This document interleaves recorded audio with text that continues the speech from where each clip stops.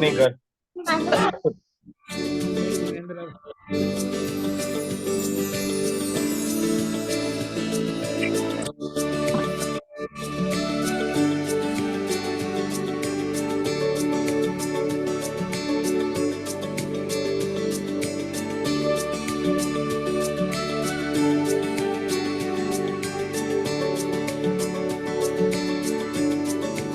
आयुषी का कॉल है।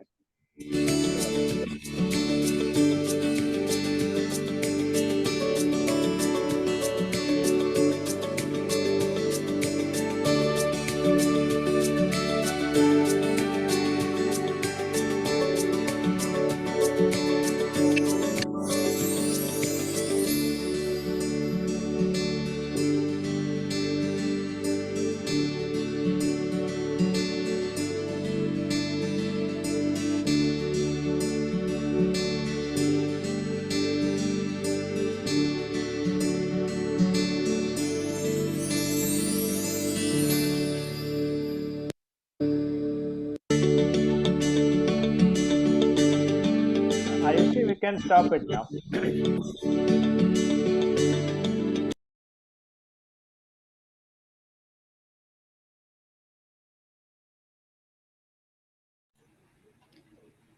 Perfect. Good evening, everyone. Jai Janendra. Can everyone hear me well? If so, a thumbs up, please. Perfect. So it's time we can begin. Before I start, I'm going to pass it over to Apurva Bhai for initial steps, please. Okay. Thank you, Kushal. Appreciate it. Good evening, everybody. Welcome to Young Jain Professionals Generative AI, Machine Learning, and much more event. Welcome, everybody. Thank you so much for joining us today. I know you could have been with your family or friends, but you chose to be here. We really appreciate you joining in. Today, we're going to learn about generative AI and how is it changing the world and work culture, and also learn about how you can actually have a career in this particular segment. You will be surprised to hear from a lot of good speakers who have extensive experience in this particular field. And I would like to quickly introduce you to a couple of people who are going to kick us off and start this event. Again, before any event, we always do Navakar Mantra as part of our Jainism culture. And we would love to start with Navakar Mantra. I just want to ask if Ayushi has joined in. Ayushi Pagaria, are you on? Okay. So anybody in the kids side, Ashwita, has they joined? Yeah, Ashi is here. Arohi? Ashi will speak. Yeah. Ashi is there. Okay. And Arohi, is she there on Arohi? Okay. So Ashi, can you lead us with Navakar Mantra, please? Ashi, thank you so much. Arohi is here. Arohi is here too. Arohi, you can also sing together, please. बोलो नमो हरियंताराम start करो Right. मुक्ति बोलो नमो हंतानाम नमो सेतानाम नमो आयुर्यानाम नमो over Namo Namo वचानाम वचानाम eso pancha NaMo punch Durga Namo Loe. Namo Loe. Apurva. Panasana. Thank you, Ashi. Aroi, can we have you do it as well? Namo Arihantanam. Namo Sitanam. Namo Aryanam. Namo Ujayanam. Namo Vesavasahunam. Eso Panchana Mokaro. Sabha Panasaro. Mangalanam Cha Savesin. Paramam Havai Mangalam. Thank you very much, Genjin. Ashi and Aroi, for leading us with Navkar Mantra. And we always start with that to get the blessings, and then we can proceed with anything that we do in life. Thank you very much. With that particular note, I would love to bring over our keynote speakers and our people that really support us to be the young Jain professionals that we are. And with that, Shika, just wait for a second. We do have keynote speakers. I'll do the spotlights. I want to bring over Rajbhai Patil. Rajbhai, if you can, are you on? Yeah, you're ready. Yeah, I'm good. Rajbhai is there. I have Manar Uncle here as well. I'm going to spotlight on him too. And as Lataben joined us, Lataben, are you in the audience? Possibly not yet. Okay. So I'm going to introduce you to Mr. Rajbhai Jain Patil, Rajbhai Patil, uncle, who has joined us. Thank you very much for joining. And we also have Manar Uncle Seth, who is with us. I want to pass on the baton to Rajbhai Patil uncle, who is going to walk us through what is Jainism and also a little bit about young Jain professionals. So without further ado, pass it on to Rajbhai, sir. Go ahead, please. Thank you, Apurva. Can you hear me? Yes, we can. Okay. Thank you, Apurva. It is a pleasure to be part of this workshop. And thanks again for your kind introduction. First of all I would like to thank the team which put together all this wonderful workshop. And you are leading the team. And you are the regional coordinator, Canada. Some of you may not know, but most of you, I think, or all of you may be knowing him, because he's been volunteering for various institutions, organizations, Jain community, in not only in Canada, but North America, per se. Some of you may know I had an opportunity to serve Jaina as a regional VP Canada for 2 terms between 2013 to 2017. I had an interactions with YJP through Jaina for a long time. YJP is doing a wonderful job, not only in promoting and nurturing future leaders within the realms of Jain principles, but also it collaborates with other organizations to promote Jain ideals. I immigrated to Canada with my wife and 2 children in 1995. Both my daughter and son are married and blessed with beautiful boys. Since 2021, I'm working with federal government in the research and development field in life science or healthcare sector. When you come here, especially the first generation, it's been a challenge. The people on call, maybe they're born here, brought up here. So the other part of the world, like we are from India, it's very difficult for the children as well as first generation to adjust, accommodate with the values which we learned when we are in the school or at home, back home. And when you come here, it's all struggle between the values and Jain culture and Jain practices. And when you go to the school, universities, and so forth. So especially my children encounter that issues or problems, we'd say. as a parents, we steer them to make sure what the values are and why we follow those Jain values and principles. And Apurva asked me to provide my thoughts on these principles and connect that to the young professionals who are on the call. It's very challenging. I understand your perspective. You might be struggling when you were in the colleges or the universities or even the schools, early in the elementary or high schools. Someone rightly said that the humankind does not lack in the knowledge of religious principles, but lacks in their application. Knowledge combined with application is a path to salvation. So both are important. Having knowledge and how to follow that principles or what we know is pretty important. The technological era. Please. Sure. One more minute. Yeah. Okay. The technological era we are living in now offers a vast opportunity to us all to learn and understand the principles of Jainism. The resources are just abundant, making it easier and faster to acquire the knowledge. But we need to recognize that although the learning is essential, it is not sufficient if we wish to accelerate our spiritual progress. We need to go one step beyond. What we learn must show up in our conduct. Our life must reflect the Jain values in daily encounters. That is very important. This is what Jainism should mean to us in our professional life and personal life. So we should not be segregating the professional and personal life.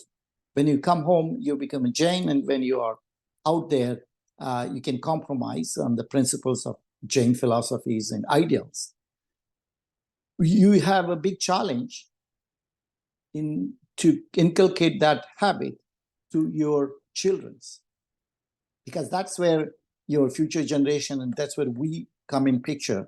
And people, all the youngsters who are now part of this call, are immensely dedicating their time, like Apurva and others. I'm just picking up Apurva because rest of, if I go on the names, then I have just 1 minute, so I cannot keep. Thank you, sir. The names. Everybody in this call are very dedicated volunteers who are our future generation, who can take that light of Jainism, Jain principles and ideals forward to the next generation. And Apurva already told me 1 minute, so I just want to take more time. Can keep going on and on, but in the interest of time, again, I really appreciate everyone who are on the call, and Apurva made it successfully. We have about 90 people on this call, and thanks again, Apurva, for giving me this opportunity to talk to and express my thoughts to these young professionals. Thank you again. Thank you, Rajbhai Patil, for this amazing start and telling us about Jainism and principles. We appreciate your help, and we also thank your family who is strongly involved in the Jain community and helping on a daily basis. Thank you very much for coming in. This is Rajbhai Patil, who is an amazing mentor for me and also is an amazing part of our Jain community. Thank you, sir. Thanks for joining. Thank you, and we hope you stay on the call for some sure. questions. Yeah, I'll be here. There. Thank you. Thank sure. you so much. Thank I will you. pass the baton to Manar Uncle said. Manar Uncle is the reason I am here today. He made sure that we volunteer in the community and give back to the community. Without further ado, Manar Uncle said, passing on to you, and Sunita auntie if she's there too, and also Surekha auntie if she was there on the call. Thank you. Manar Uncle, pass it on to you. You're on mute, sir. You have to unmute, Uncle. Uncle, you are on mute.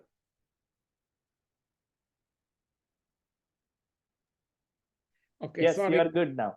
I want to congratulate Apurva, his team, everybody, all the speakers, and it is a great thing for the Jain community to hear about the AI, which is $1 trillion business going to be in next 10 years' time. It's a big, big movement is going to happen. And Apurva took a lead. Apurva and his team took a lead to let us know about AI. So I want to congratulate him and just wanted to say about Jaina. It was established in 1981. We are the pioneer. We wrote the constitution, working 48 hours continuously in 1981. I was one of them. And instead of talking much about that, I would say we should start on AI. Everybody's eager to talk about it and to hear the speakers. So thank you very much, Apurva, for giving me the chance, to Jain Community Services of Canada. And we need more volunteers to come forward and help us in doing the voluntary work. Thank you, Jai Janendra. Thank you, Manar uncle, for joining in. And you wear several hats, but I will say one hat. You are my mentor. I look out for you and always for advice. And I appreciate you being here and taking your time today. Thank you very much, Manar uncle said. And Sunita auntie. Always. And we are here also always. Raj uncle and Surekha auntie when she was there. Thank you very much, sir. Thank you. All right. So I want to try make sure everybody is kept on time. And I want to before I pass it on to my executive MC, I want to say something before it gets too late. There is only one reason we could be here today is Young Jain Professionals, YJP. We are a part of Jaina and we always work hard to provide value and good service to our young Jains, namely accommodation, career guidance, knowledge sharing, or it could be anything related to religious events or personal issues. We have always stood by young Jains to help each other, and this is what we are going to do in the near future as well. We highly recommend to connect with the volunteers, the regional leads who are in Canada as well as in US, and you will be happy to know we are 10,000 plus people all over North America. And with that, I want to thank my YJP volunteers who are actually here on the call, working day and night to put this event together. You will hear the appreciation a little bit after when we have presentations going on.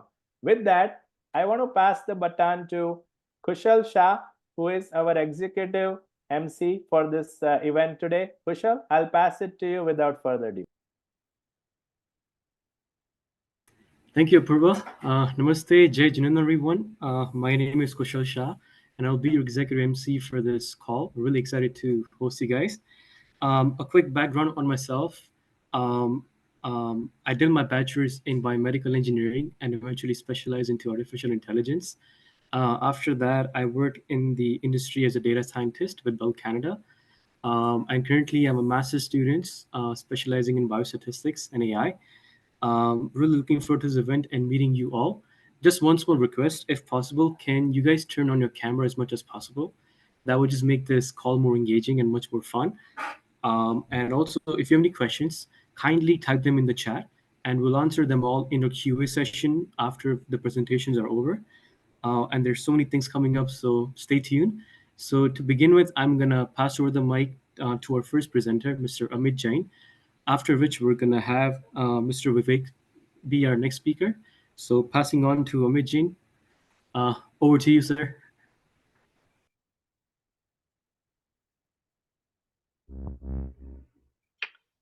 Jai Janendra, everyone. Yeah, hi. Jai Janendra, everyone. Thank you so much, Kushal.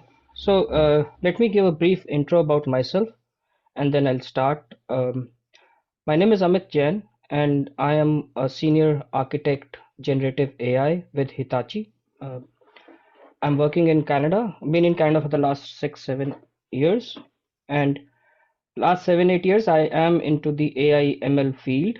I've been in the software industry for almost 18 years, and generative AI is really a bleeding edge technology right now, and I'm very lucky to be part of it. And I thought, why not share some of the learnings which are there in the field with the broader community, as well as see how the community feels about this event and how we can use generative AI within our life, our fields, and if we can work on some startups together. That's that. I think uh, Apurva bhai also wanted one fun fact, so I'll share some. Thank you. So this year I have started associating with Centennial College. They have their AI incubation center, so I am kind of advising them as well. But this is an engagement which I just started, and it's a voluntary engagement. So uh, that's a fun fact, Apurva bhai, if it's fun to you. It is fun It to me does fit. because It does fit. Yes, it does. it is fun to me because it is I get to work on many exciting things. Okay, so my talk is going to be a bit more technical as well as very introductory. I want to give you a flavor of what things are, what's the ground reality, how someone who is interested in the field can join it more from a technical perspective. Could be a dev, like a developer, or could be architect, or a, on the product side. So let me share my screen. And Amit bhai, you'll have Yes. 13 more minutes to go. Yeah. So, okay. So this is Yes, my we can see LinkedIn. your screen. Okay, good. So this is my LinkedIn profile. You can look at it later. It's part of the slide deck. So let me first start you by showing some magic. I'm not sure how many people know about Sora. I think people know about OpenAI, but Sora was released a monthish back where this image, it's not an image, it's a video. The input is this. So the input is a text and it is generating a video now. And you see the video is quite realistic. So prompt input is what, 2 lines, and you have a very realistic video. And I can go on and on and on.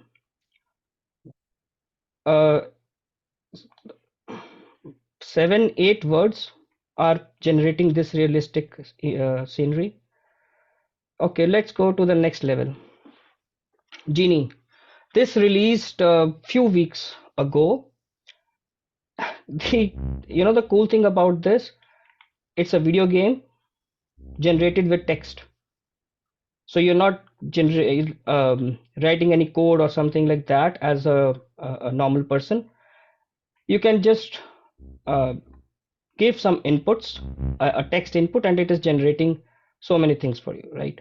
So this is kind of what magic is, at least for our generation. This is magic. Okay, now, okay, let's go back to the slide deck. So I've showed you this.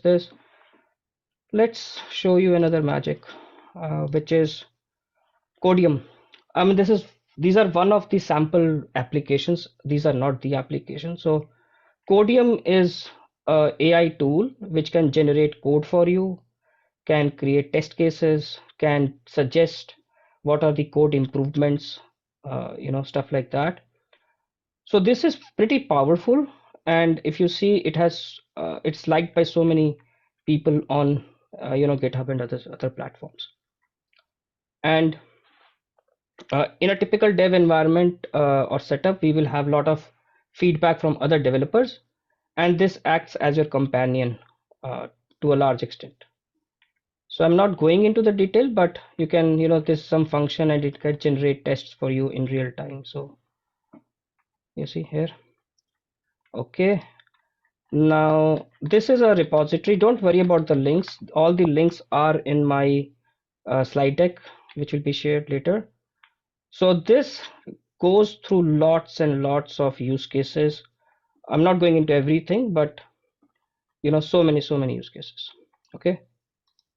Now ChatGPT democratized GenAI. That's what I think everyone can see. Generative AI has been in the parlance for many years, but ChatGPT kind of brought it to the limelight.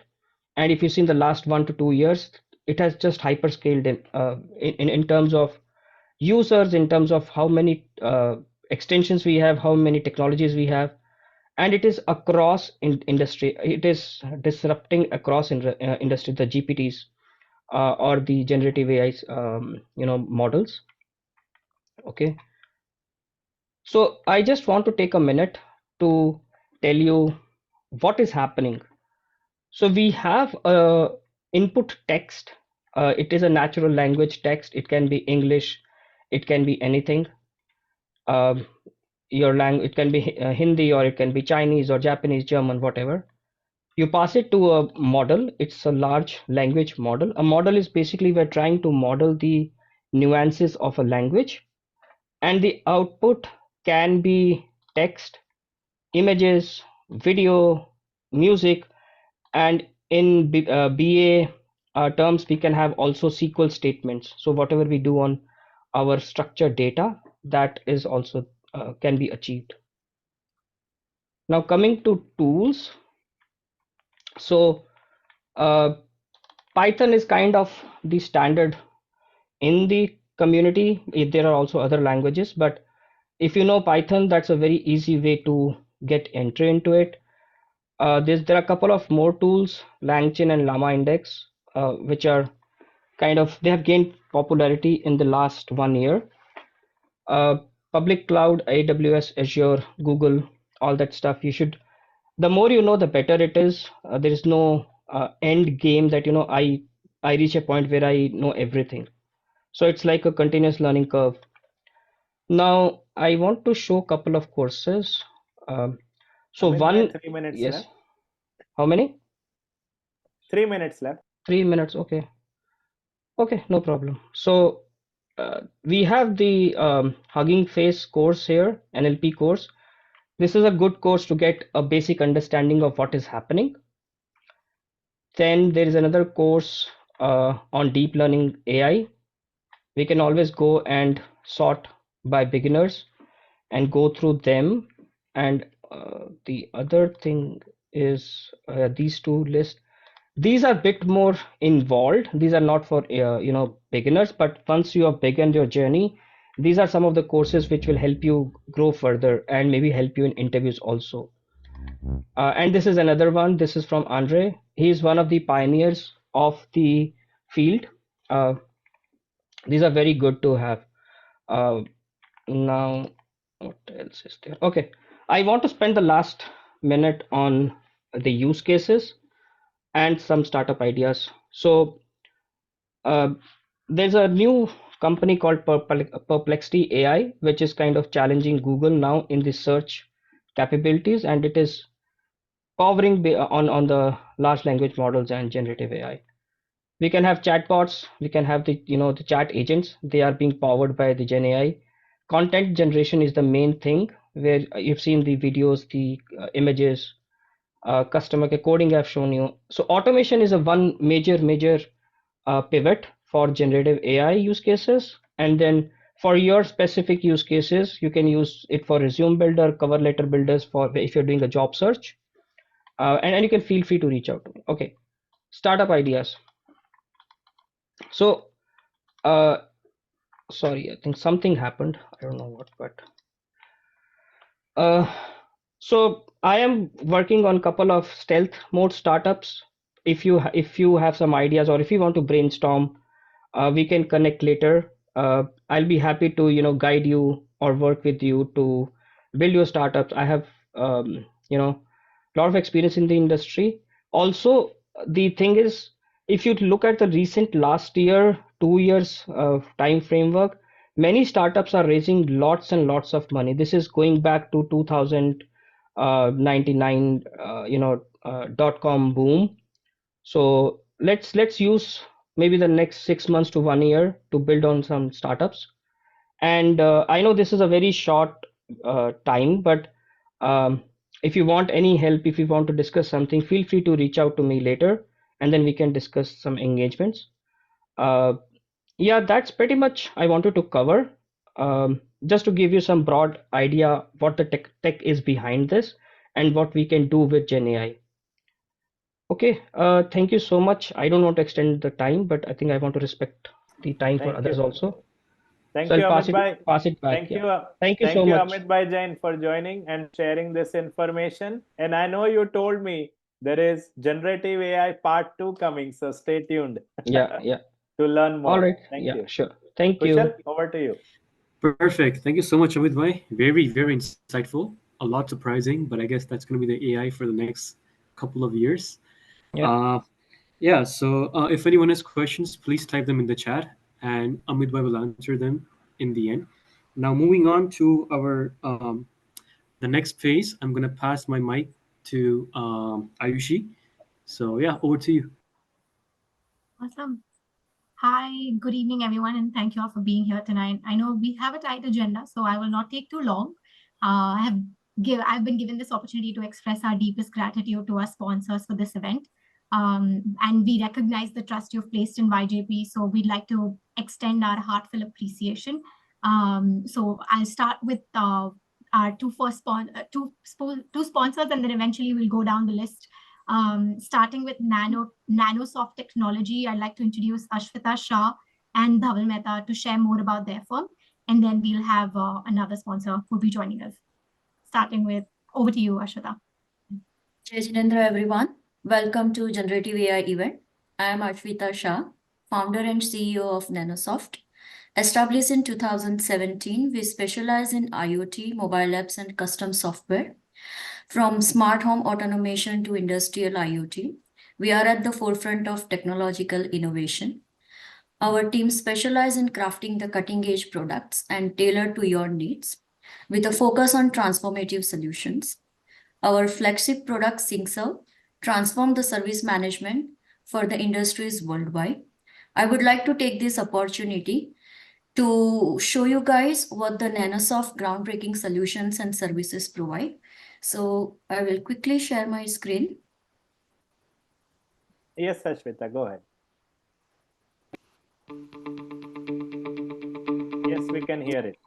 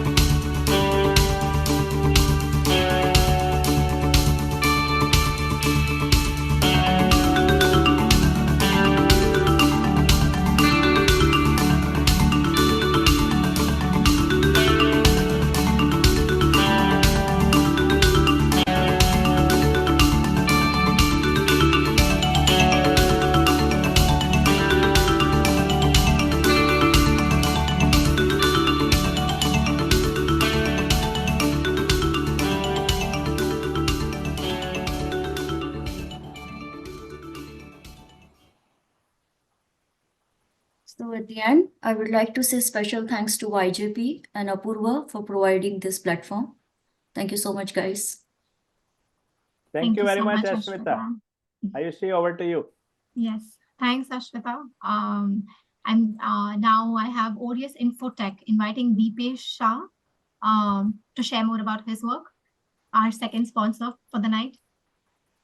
Hello everyone, Jai Jinendra. I'll just give you a brief introduction. I don't want to take much time. First of all, I would like to thanks Apurva Bhai and team for bringing all Jain's young professional to the single platform. About me, well, my name is Dipesh Shah. I'm founder and CEO of Aureus Infotech. I'm also president of Young Jain Sangh. If we talk about my company, we focus on business intelligence, data engineering, database warehousing, and enterprise web solutions. If you would like to know more about my company, just visit audiusinfotech.com. And the last, I would like to congratulate Purvabhai again and team for giving this opportunity. And I think we have strong professionals, and I think if we work together, we have lots of opportunities here in North America. So thanks again, Apurva Bhai. Over to you. Thank you, Dipesh Bhai. Appreciate it. Thank Ayushi, you. over to you. Thank you, Apurva. Thank you so much, Dipesh. I think I'll pass the mic again to Kushal for our next speaker. Perfect. Thank you, Ayushi. Yeah.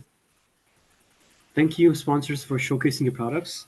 Moving on, we have Mr. Vivek Sanghvi, who's going to be our next presenter. So over to you, Vivek. Yeah, Janendra, everyone, can you hear me? Okay, sounds good. So I'm Vivek Sanghvi. I have about 6 years of experience working in the AI and machine learning field, specializing more towards languages and extraction of insight from conversations in languages. And I'll get started quickly. So let me just share my screen. Okay, perfect. Not yet, Vivek Bhai. Not yet. Just working on it.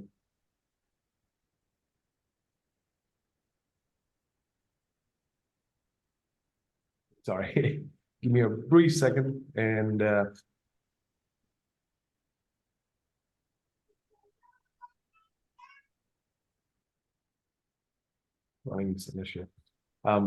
I'll just get started briefly. Apurva, you have my presentation, right? Yeah, I'm just going to be your backup doing that right now. But Okay. you continue. Okay, so I'll talk about why is this such a big deal now. If you talk about trends in technologies and adoption in general, it took about Spotify 11 years to get to 100 million users. It took about TikTok 9 months, which was the last big thing. It took ChatGPT 2 months to get to 100 million users, and took them only 11 days to get to the first million users. Why is that such a big deal, right? They bring in so much disruption towards how everything else was ever done before. That's the reason why it just has changed things all over. So if we just talk about its impact on jobs and opportunities, in 2024, just job losses due to AI have been very unfortunate. So, we used to hear about things about assembly line and manufacturing going out of America to China. We used to have a lot of people physically involved in the manufacturing sector before assembly line robots and automation came in. Automation has come into almost every other field now. It's not only just manufacturing and assembly line workers, it's everything from data entries to telemarketing. Even phone calls can now be automated with very real sounding people talking on both ends.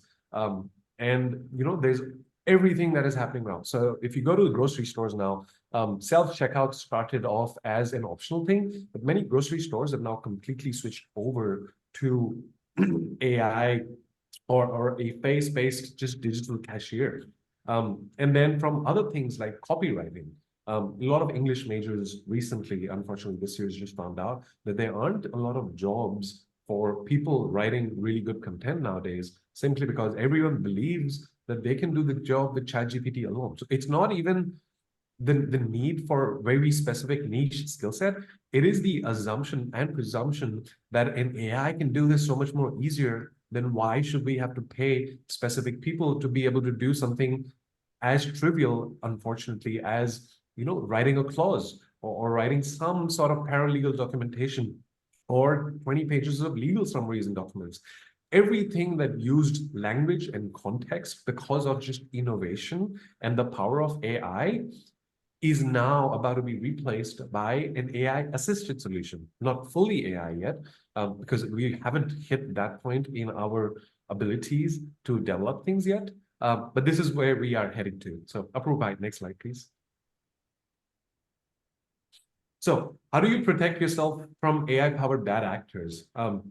If you guys haven't heard about deepfake, deepfake technology allows one to superimpose a video or a face of another person completely on top of another video. So you see a still over here from one of the recent Avengers movie, and then you see Anupam Kher, an Indian actor, his face superimposed on top. And it's an entire video. I'm not going to play it to preserve some time, but it is very easy to make very hyper-realistic videos now.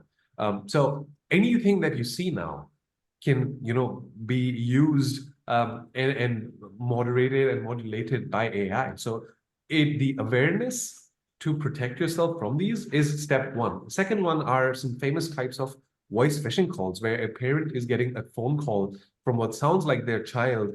And this is becoming more and more popular both in the United States and India and a few other countries, where they inform that their child is either in trouble or the troublemaker and arrested. And they play a clip sounding very similar in voice to the sound of their child.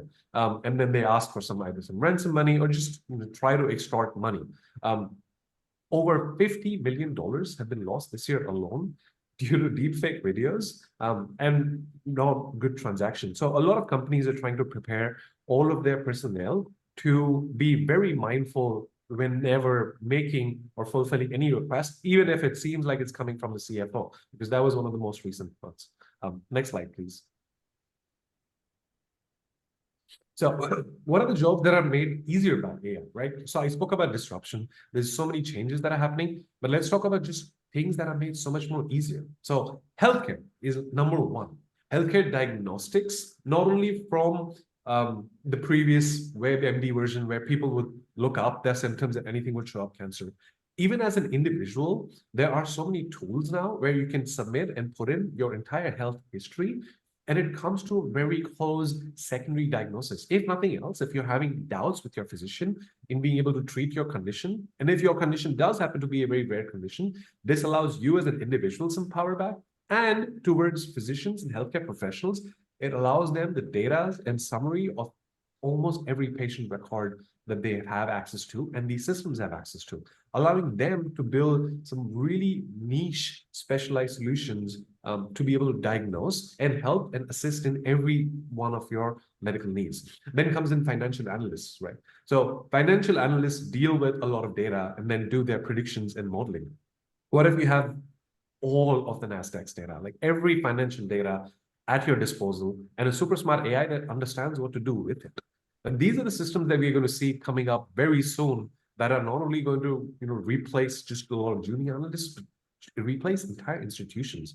So now, if you think about what is something that you can do now versus ever before, you have a very smart financial analyst with the history of every thing in the financial market ever before. So these are some things that are made significantly easier if you happen to be on the AI adoption train trying to build things with it. Content creators, not only just tools that help you write things, but design things from scratch, like the Amiji just shared, a text to a video, text to images, something very hyper realistic. And things are only going to get so much better. If you guys have not seen, there's a video of Will Smith eating noodles and created by one of these AI versions. It just looked so psychedelic because of how fake it looked. This was only about 2 years ago. So in 2 years, we've seen hyper-realistic text to videos. You can only imagine where things are changing, not only from an individual level, from a fully production Hollywood level. That is the amount of changes we're going to see. Education in itself is never going to be the same again.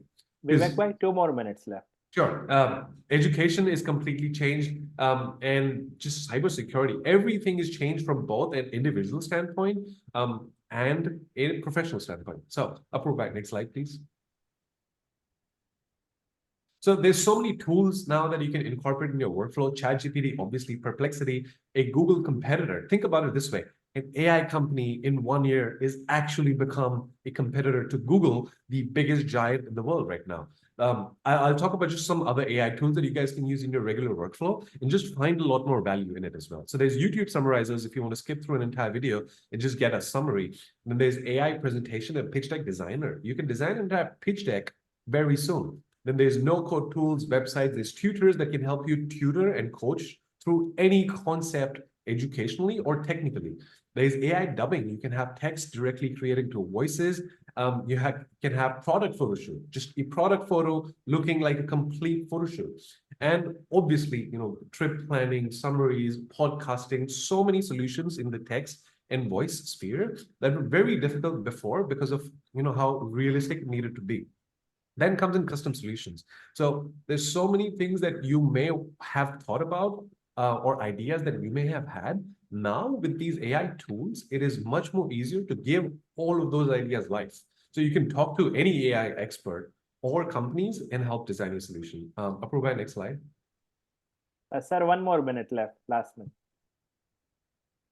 So that's the conclusion. Just embrace the future and prepare to embark on a journey of continuous learning where you're going to design and build lots of intelligent things and work with professionals, just building things rather than being fearful of the future that hasn't yet come. And next slide, and just as my contact information for anything that you guys may want to do. Sir, 1 second. Do you see it now? Yeah, so if you guys have any questions about GenAI, I'm Vivek Sangvi. I have about 6 years of experience in the AI domain. And before that, I did my grad schooling in computer science and taught robotics in the same grad school in Dallas, Texas for about 3 years. I'm based out of Dallas and travel back and forth between Dallas and Mumbai. So thank you, everyone. I hope everyone has found this presentation meaningful and can take some value from this. I think it's beautiful. Amit bhai, Vivek bhai, I think it's amazing. Ayushi, pass it to you. Okay. Well, I'm drowning in the information that Vivek and Amit just shared. I'm worried about the marketing industry now. But moving on, once again, thank you all for being here tonight. A heartfelt gratitude to all our sponsors. I'd like to introduce Vatsal Shah from Speak AI. Vatsal Shah. Yes, thank you, Ayushi. I will not take much of the time. Hello, everyone. Jai Jinendra. This is Vatsal from Speak AI. I will share more about in the presentation. Yeah, again, back to you, Ayushi. Okay, perfect. We have next up Nikhilesh Mod from Sun Life. Sorry, you're on mute. Right. Hello. Hi, this is Nikhilesh, and I'm basically from Ahmedabad, but I was a stockbroker. Can you hear me? Yes, we can. Yeah. Okay. So I may not talk about the AI because I'm very new in this world, but I'm from a finance person, and I was a stockbroker in Ahmedabad too. And then after I did a CFA, today I'm one of the top wealth advisor, managing 35 million for my clients. And that's it. That is what I do. I help people in generating and creating a wealth rather than spending it. Thank you, sir. Thank you very much. Thank you, Apurva bhai, first of all, and Jai Jinendra to everyone. And this is really lightening event that when we see this type of events in our community, more informative, little more like, everything I'm trying to write it down, what people are speaking, but it is very difficult to write it down because I'm very curious to know about how this will impact our wealth industry. And I'll be connecting with much more people regarding this. Thank you. Thank you to everyone. Thank you. Perfect. One Thank you option. so much, Nikhilesh. Just wanted to add here, Nicholas G. Dejendra. You can have the transcript, you can copy paste in ChatGPT and ask them to summarize it for you. It will do that as well. No, I will first contact you. First of all, I'll see that, because normally I take the orders of my clients over the phone. So I have to now be very cautious that, oh, really, you are AI speaking. Yeah. Reading this fund, reading by that fund, and that's very, very scary for me. Amazing. Thank you, sir. Definitely. Yeah. Okay. AI poses just big of a threat as it does like the benefits. So it's like a double-edged sword. Yeah, That's we what have to be very cautious because. Yeah. Great. Okay, So, thank you. Thank you. Thank you so much. So moving on, we're going to go to our next speaker, Mr. Vatsal Shah, and eventually we're going to go to Mr. Apurva Thalsania. So over to you, Vatsal Shah, who's also one of our biggest YGP supporters. So looking forward to your presentation. Perfect. Thank you so much, Kushal. Again, Jai Jinendra, everyone. And that was the reason I don't want to take too much of time there. I'll talk a bit about myself and also what is about Speak AI. My name is Vatsal Shah, and I'm being part of the YGP volunteer as well. And Speak AI is honored to also sponsor this event. A bit about my background. I am the co-founder and CTO of company Speak AI. We are running since 2019, way before the generative AI wave, and we survived. I'm here, and we learn a lot. I manage the entire tech infrastructure. We are a very small team, and small meaning 5 people, and operating like a 50 people of team. And that teaches a lot. And also we have more than 150,000 users on the platform. So that is about Speak. And I will share my screen quickly to go over some slides. Yes, we can see it. Perfect. Yes. Just a note, this has not been created with GPT. And and I think Amit Bhai and Vivek set a perfect stage for me as well. The reason is Amit Bhai talk about what are the technologies are there, what are the stack, and also Vivek Bhai talk about the how and what are those use cases in specific to those application. I know it's been a lot of curiosity, but how can you do that? How we are doing it? And just wanted to double down on that, and this could not be a better opportunity to talk about that. And I will talk about more on the questions on the how. So these are the questions I have wrote before the presentation, and that's why I said like it's perfectly aligned. How can you use generative AI to either improve your content or marketing, which talks about the marketing industry? How can streamline our internal process and decision making, touch the product managers, tech leaders? How do you ensure ethical use of Gen AI in our operation and make it transparent for the end users? Talks a lot of about maybe in the banking or wealth management. We just heard that question. Or how should we integrate Gen AI to our tech infrastructure? It's more about the technical people or developers who wanted to improve their efficiency, or the designer who are using maybe the Figma and also wanted to incorporate that. Let me walk you through the actual product we have built and launched, and many people using it. And I'm one of your friend and a colleague who I'm actually working on the field and building the Gen AI application. So you might be seeing on my screen on the right bottom side, which is Mitra GPT, which is the powered by Speak AI. What this particular company is using, and they're losing so many customers. They know their expertise in building the solar panel. That's what they do. They are expert in that. They don't much know about the Gen AI, how to integrate this layer, but they know their business. A user comes from their website, they type any questions regarding either solar panel or business XYZ. The Speak helps behind the scene to get to that specific information about, I ask about, hey, tell me more about the solar panel installation offering. What are you offering, to just more understand that. It will not just get you the answer, but also help you with all the reference link you have on the website. And how are this possible? I'm not going too much in technical depth, but this is what we have achieved. This is what we have built internally without any third-party services. And what at the end this company gets out of it? Personalized interactions, enhance user experience with the conversations they could do with the bot, 24/7 support. They can identify, they can also get the estimation of that without any sales rep requirement, actually, because they have dumped all their data which is required to generate those quotations as well. A lot of cost saving as well, because they don't need to go to the entire sales process either. They could learn a lot through that. Data-driven insights, because when they do the installation, they need to do a lot of math to understand which panel is more suitable here. And historical data analysis, because now we have to understand what either end users are asking, how are they responding, and how can we improve. So these are the actually real application which is enabled because of the Gen AI layer.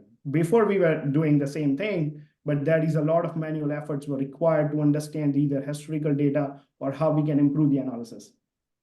Wait, but okay, I totally understood the technology, understood everything, but what is the initial point? How should we start as a business? We do offer the two options. One is the calendar synchronization, where you can just sync all your meetings. The system will automatically transcribe, and we just heard the question about the transcription. We should transcribe and get the understanding of, from even each key speaker. that is right now possible, and we do that at scale. And AI assistant will join either this calls or any of your calls automatically. These are the very fundamental layer now become so new, which is the requirement to build the GenAI layer, because it's all about the data, either your messages, your emails, your meetings, your product documents, your FAQs, every and anything is now, the knowledge to build the next layer. But okay, we talk about the prompt, we talk about the prompt engineering, we know how to, hey, just copy and paste and send to the GPT, but that is not enough. That is not going to get you the very specific business related outcomes. Because what we have seen is a gap with the prompt is like, oh, just copy, paste and send to the GPT, but you need to be very specific to get the answer you're looking for.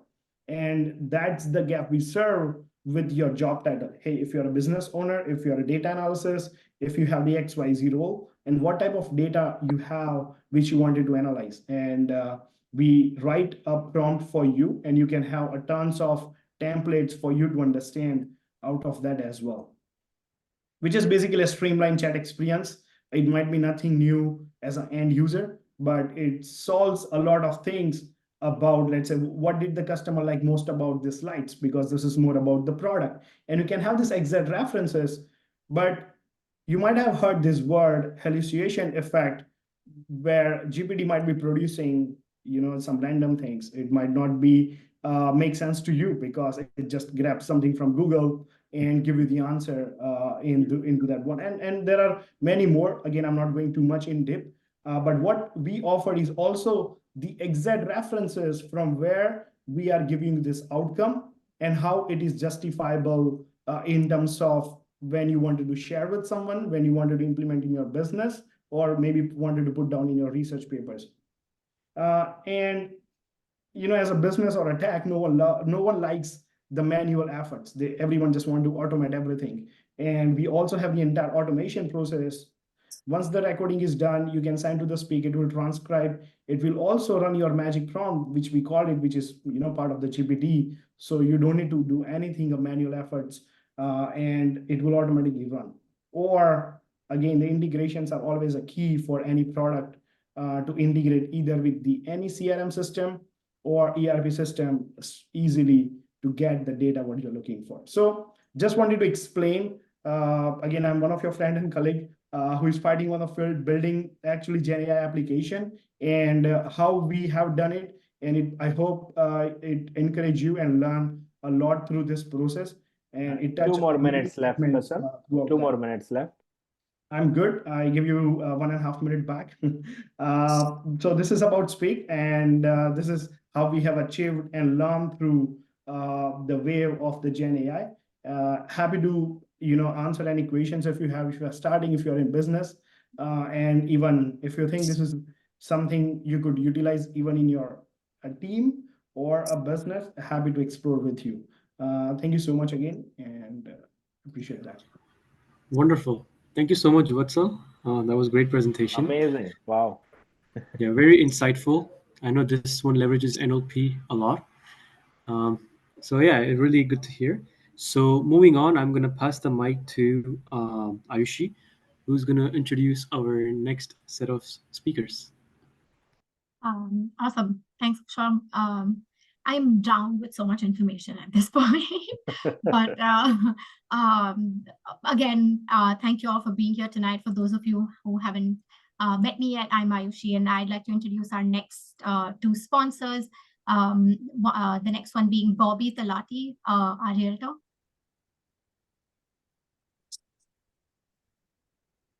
Hi, Bobby. There you are. Oh, the powerful duo is there. Jinendra, everyone. Over to you, Bobby. Yeah. Jai Jai Jinendra, and good evening, everyone. So thank you, Apurva Bhai, for giving me an opportunity to introduce myself and share a bit about what I do. So my name is Bobby Talati, and basically I'm passionate about making dreams come true through the real estate. As a licensed realtor I have a 5 years experience in this industry, and here is my husband Vipul Talati. He is also my working partner as well as my life partner. So yeah, Jai Jinendra, everybody, and I would like to say that we are not AI generated. We are real realtor, just for your information. And thank you, Apurva and YJP, for your time. Just I would like to say that we had the privilege of helping countless individuals and families find not just houses but homes where memories are made and futures are built. Recently, we represent Century 21 People's Choice, where we are more than just a real estate firm, and we are firmly committed to supporting our clients every step of the way. We understand that the process can be daunting, and that is why we are dedicated to providing personalized service that addresses our clients' unique needs and concerns. We leverage the latest in technology and market research, coupled with our in-depth knowledge of the local market to provide you with the best possible advice and outcomes. And I'm really intrigued by listening to fantastic speakers. Though my background is civil engineering, but definitely I would like to learn something from you guys about AI, and with that we can put into our own business. And I hope that AI doesn't replace us, and we would like to do the business one to one with you guys, with the emotions and with all the senses, you know. And I can Thank add you. something: So- dancing skills. okay, so you can reach out if you have any requirement for buying, selling, or any market informations. Our numbers are on our website. And Apurva, did you say dancing skills or singing Dancing skills? Dancing and singing both. Yeah. Yeah. Don't forget singing. Singing as well. Yes. Thank you. Yeah. Thank you. Thank you, everybody. Thank you. Thank you. Thank you, Bobby and Vipul bhai. Their information is in the chat box. Ayushi, over to you. Awesome. Thank you so much. Next up, we have Arpit Mehta from Data Intellect. Jai Jinendra, everyone. First of all, a big thank you to YJP team for organizing this event. You can see my logo here. It's like, Young Jain Professional. That comes first and my company comes second. I'm using this platform or 2 minutes to speak more about YJP. You can look up my company, dataint.us. We do a lot of association management software. And also a lot of work in software development, and recently a lot of AI work in chatbots. But I want to take this moment to tell you that I've been associated with YJP for such a long time. So you can see the logo. I have the YJP shirt from my Southeast Regional Conference, etc. So all the audience people who have been, are attending this event, I would encourage you all to participate more in the YJP events as much as you can. This gives the strength. So real sponsors are the YGP board who are organizing this event. We technically, as a sponsor, are just volunteers, right? So, a big thank you again to the team, and thank you, speakers, for giving your time, and also sponsors for contributing. Please continue the amazing session you are. I'm looking forward to all the chats which are happening. So once again, big thank you all. Thank you, Arpit. Thank Kushal, you, over to Arpit. Yeah, thank you so much. Yeah, great companies, great products to listen from. Moving on to the next presentation, we have our last speaker, but definitely not the least. Can I please get a drum roll for Mr. Apurva Thalsania, who's going to be our next speaker for our event today? So over to you, Apurva. Oh, thank you very much. So now it's my turn. Actually, I'll make it very easy for you and make sure that other people get the maximum time. But I felt that there is a lot of people in the crowd who are related to banking industry. So I wanted to bring that to light. Tell me when you see my screen, Kusha. All right. So as you can see, banking is a massive industry, and I'll put it in numbers. $370 trillion in the world. Trillion, not even billion. And it's expected to grow at 500 trillion or up to 550 trillion. That's the strength of banking industry in the world. And you will be happy to know, and possibly already know, Canadian banking system is the strongest system in the world.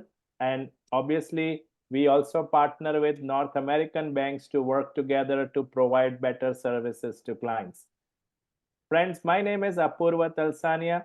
I've been in Canada for around 20 years. I'm a proud volunteer at Young Jain Professionals YJP. I love what we do, and we do make a difference in the community.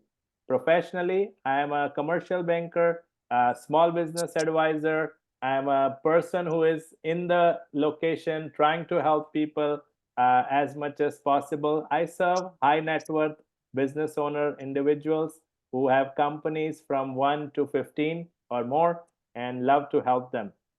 Going to the next step, future of banking. I think the photo itself tells you, and you will be happy to know it's been already happening. The banking industry is a good combination of robotics, machine learning, artificial intelligence, while using some options like mobile apps, video chat, and we will be in the metaverse and in person. So this is an unbelievable change that banking industry or traditional banking has not seen for the longest time, and it will change, and it is changing. Professional advice will always win. So you might think, what's going to happen to advisors like us? Professional advice resulting into clients achieving their financial goals will always stay. So if you are closer to your customer, if you're closer to your community, you will absolutely be there. Your jobs are potentially going to stay. So stay close to clients is my opinion. And as you can see here, bank is doing whatever they can to provide seamless service to clients. So you heard from our beautiful speakers about use cases. So banker has to talk use cases and technology. I do have 5 years of background in IT programming, so I relate to programmers and technical experts. So I did come up with a couple of use cases. AI chatbots. You might be aware that when you go to a bank website, you can actually go to the chat option and somebody pops up and answers your questions. It's already live.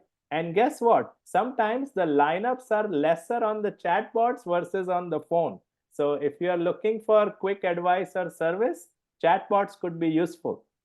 Number 2, process automation.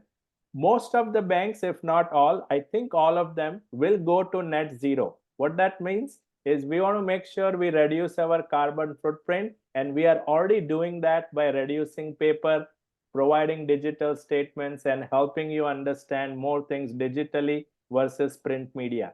Now, that does not mean we're going to stop what we're doing, but we're absolutely trying to limit as much as possible to try to get to net zero as soon as possible and save the environment.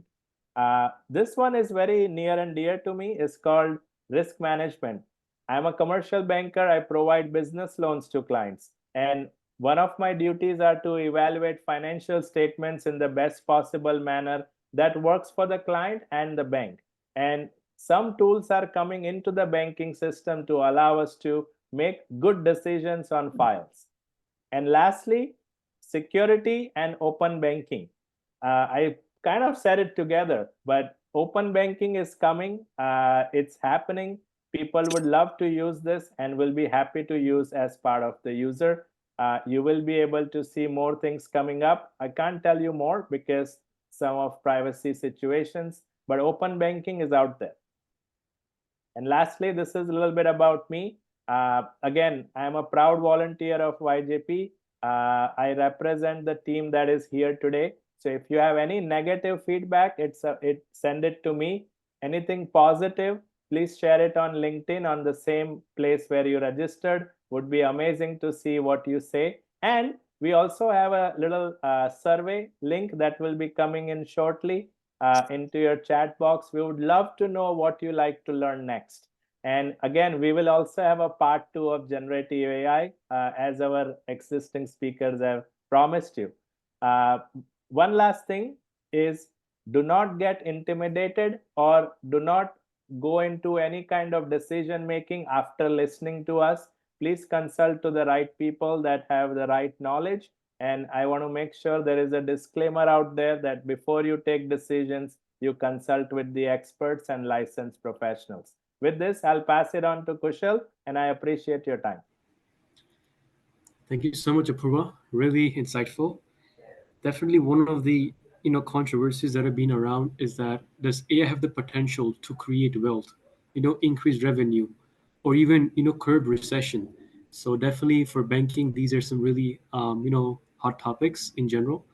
But yeah, very good to know. Thank you so much, Apurva, once again. Moving on to our last set of sponsors, I'm going to pass over the mic to Ayushi. Thanks, Kushal.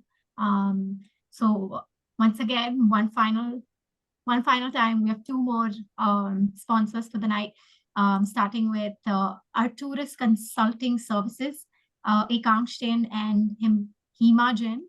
I'd like to introduce you here. Hey, thank you, Ayushi. Did I say the company name correct? Okay. No, actually, it's Arcturus. Okay. Thank you.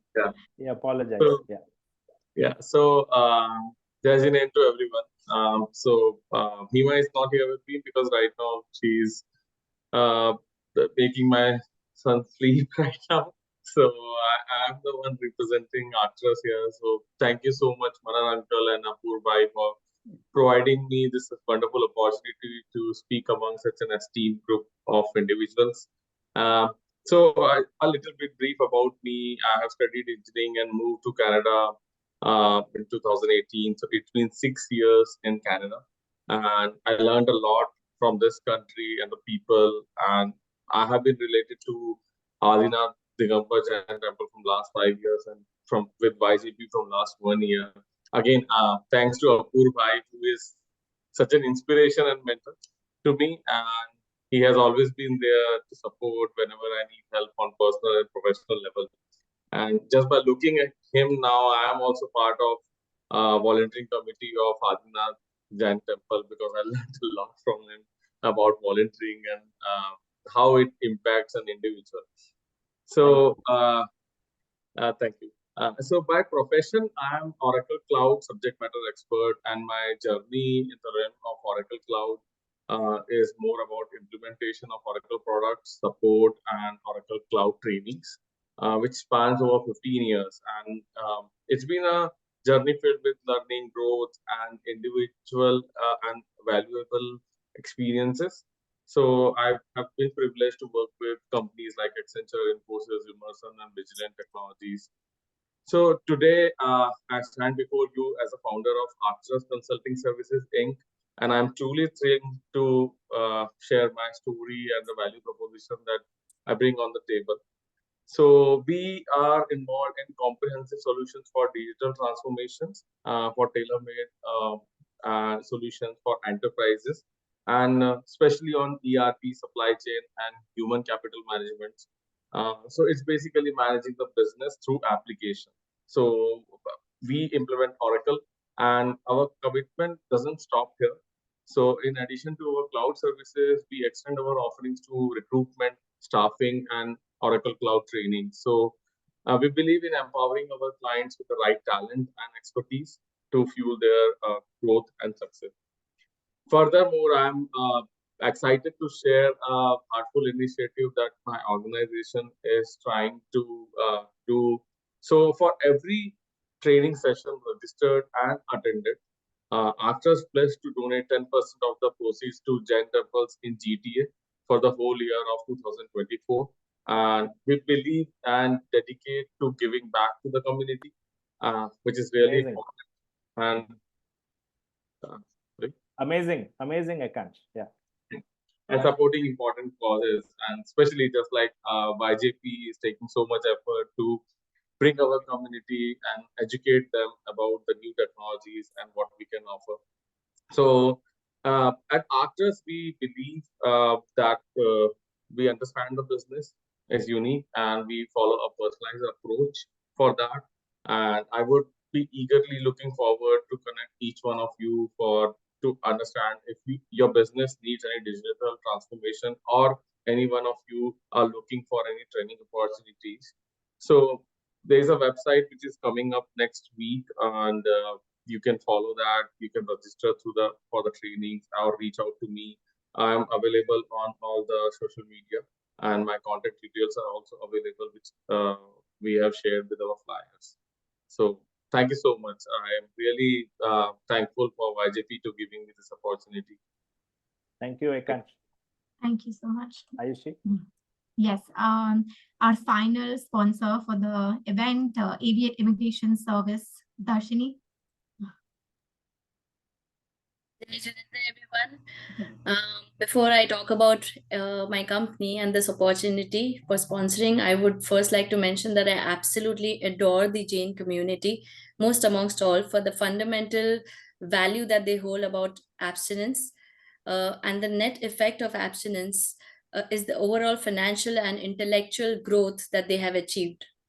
I'm so happy to be a part of this event, and I'm very thankful to Apurva for providing this opportunity and platform to represent my company and to give my assistance to all the young Jain professionals in the call.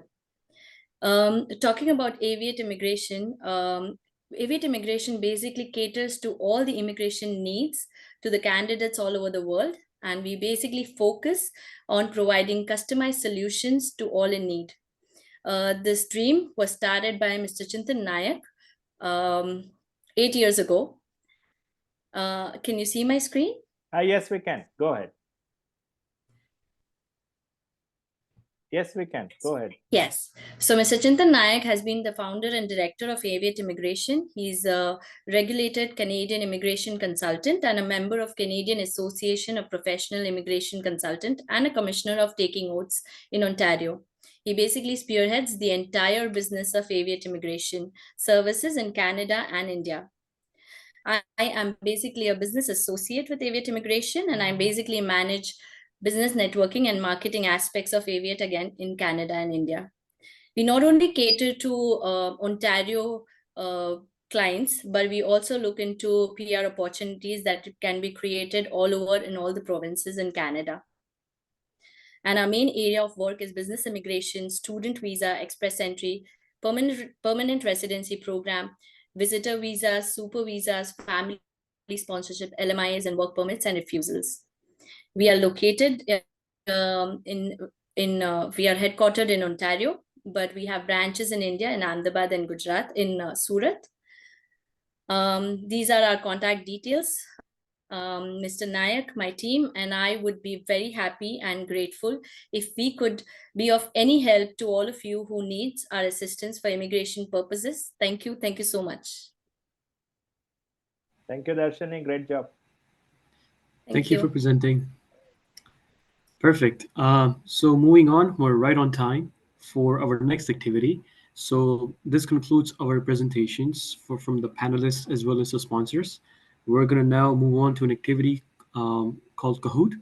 So for those of you know, it's like a quiz activity, and I'm going to ask Forum to share her screen, and we'll go through the activity now.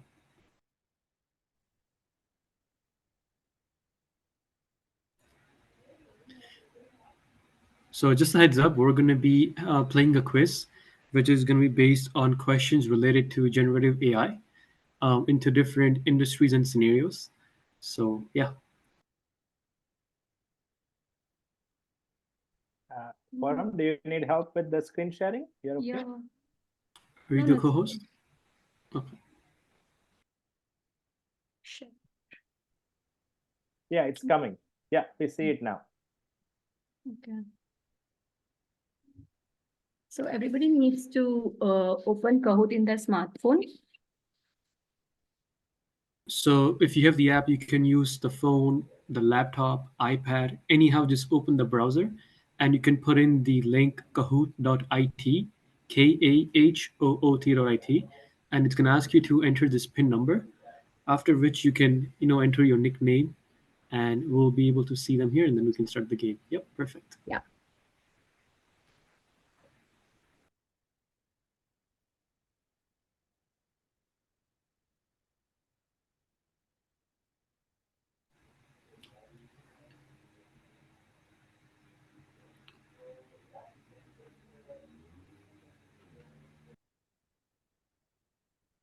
Meanwhile, I'm very excited about this game because I do see some of the questions and they are pretty cool. So even somebody with basic knowledge would be able to answer. Wow. So looks like we have reached the limit, but we will proceed with the questions.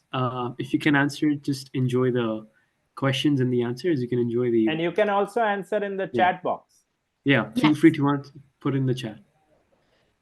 Yeah. So we can start.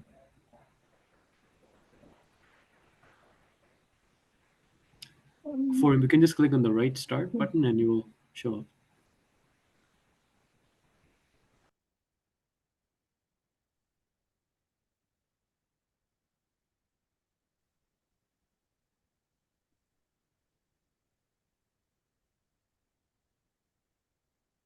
So the question is, how can Gen AI assist you in learning a new language, such as English or French in Canada? So the options are through personalized language learning materials and exercise, or advising you to rely solely on translation apps, or learning only the basic phrases and avoiding grammar, or the last option is never practice speaking the new language. So you can just on your phone select one of the options. Yep. So yeah, this can be like a demo run. Yeah. All right, let's play. All right. So the Yeah, person who answers people them comment. correctly and fast, that person is on the leaderboard. That's how they Amazing. score it. Yeah. Yeah, we can go to the next one. So yeah, how can GenAI help you understanding and adapting to Canadian culture? Remember, guys, you have like 20 seconds. By recommending you to only watch movies. I love that. Wow, everyone got it right. Oh, so I got it wrong. I like I watch whoever more named movies. themselves Jen Jane. Yeah.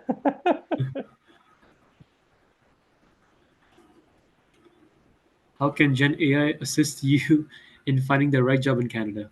Wow.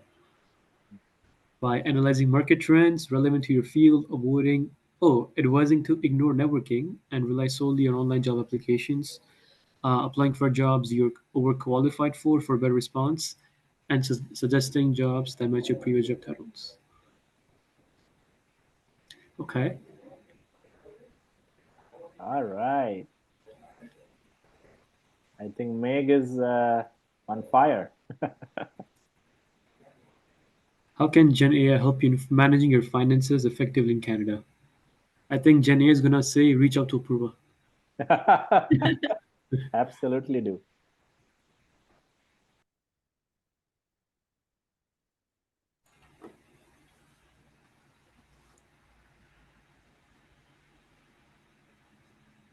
Just a heads up, not all answers are A. Yeah.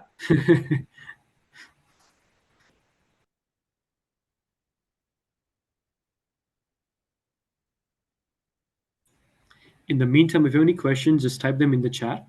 We'll answer them in a QA, which is going to be after this Kahoot activity. How can Gen AI help assist in building a professional network in Canada?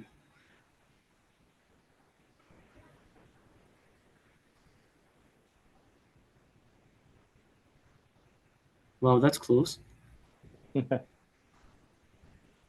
How can generative AI assist you in finding affordable housing in Canada?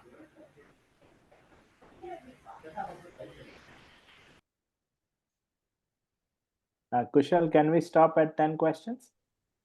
Sure, yep. So this will be your last answer.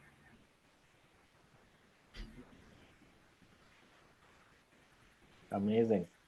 Perfect. Oh, So Shika is on fire. So clearly the top board is Meg D with 5,308 points. Yeah, wow. Over to you, Purva. Amazing. Yeah, so keep the screen on for him. Keep it for a second. So Okay. we have Meg D at 5,300 points, DJ at 5,200, Ekansh at 5,192, and Shika came on fire 5,000 and Shah 5,000. Thank you so much for taking active approach to this quiz. Now, guess what? Those 5 people that you see there are the winners. And guess what? We do have prizes for the winners too. And it's all the 5 people you see it on the board are going to get prize. The prize is you're going to get exclusive one-on-one opportunity with our guest speaker, our expert panel speakers that were out there who spoke about AI, ML, and banking. So this will be an amazing opportunity for you to connect with each one of them individually, and you can book that meeting with them on to learn about more topics. And this is your prize, all the 5 people that you see here.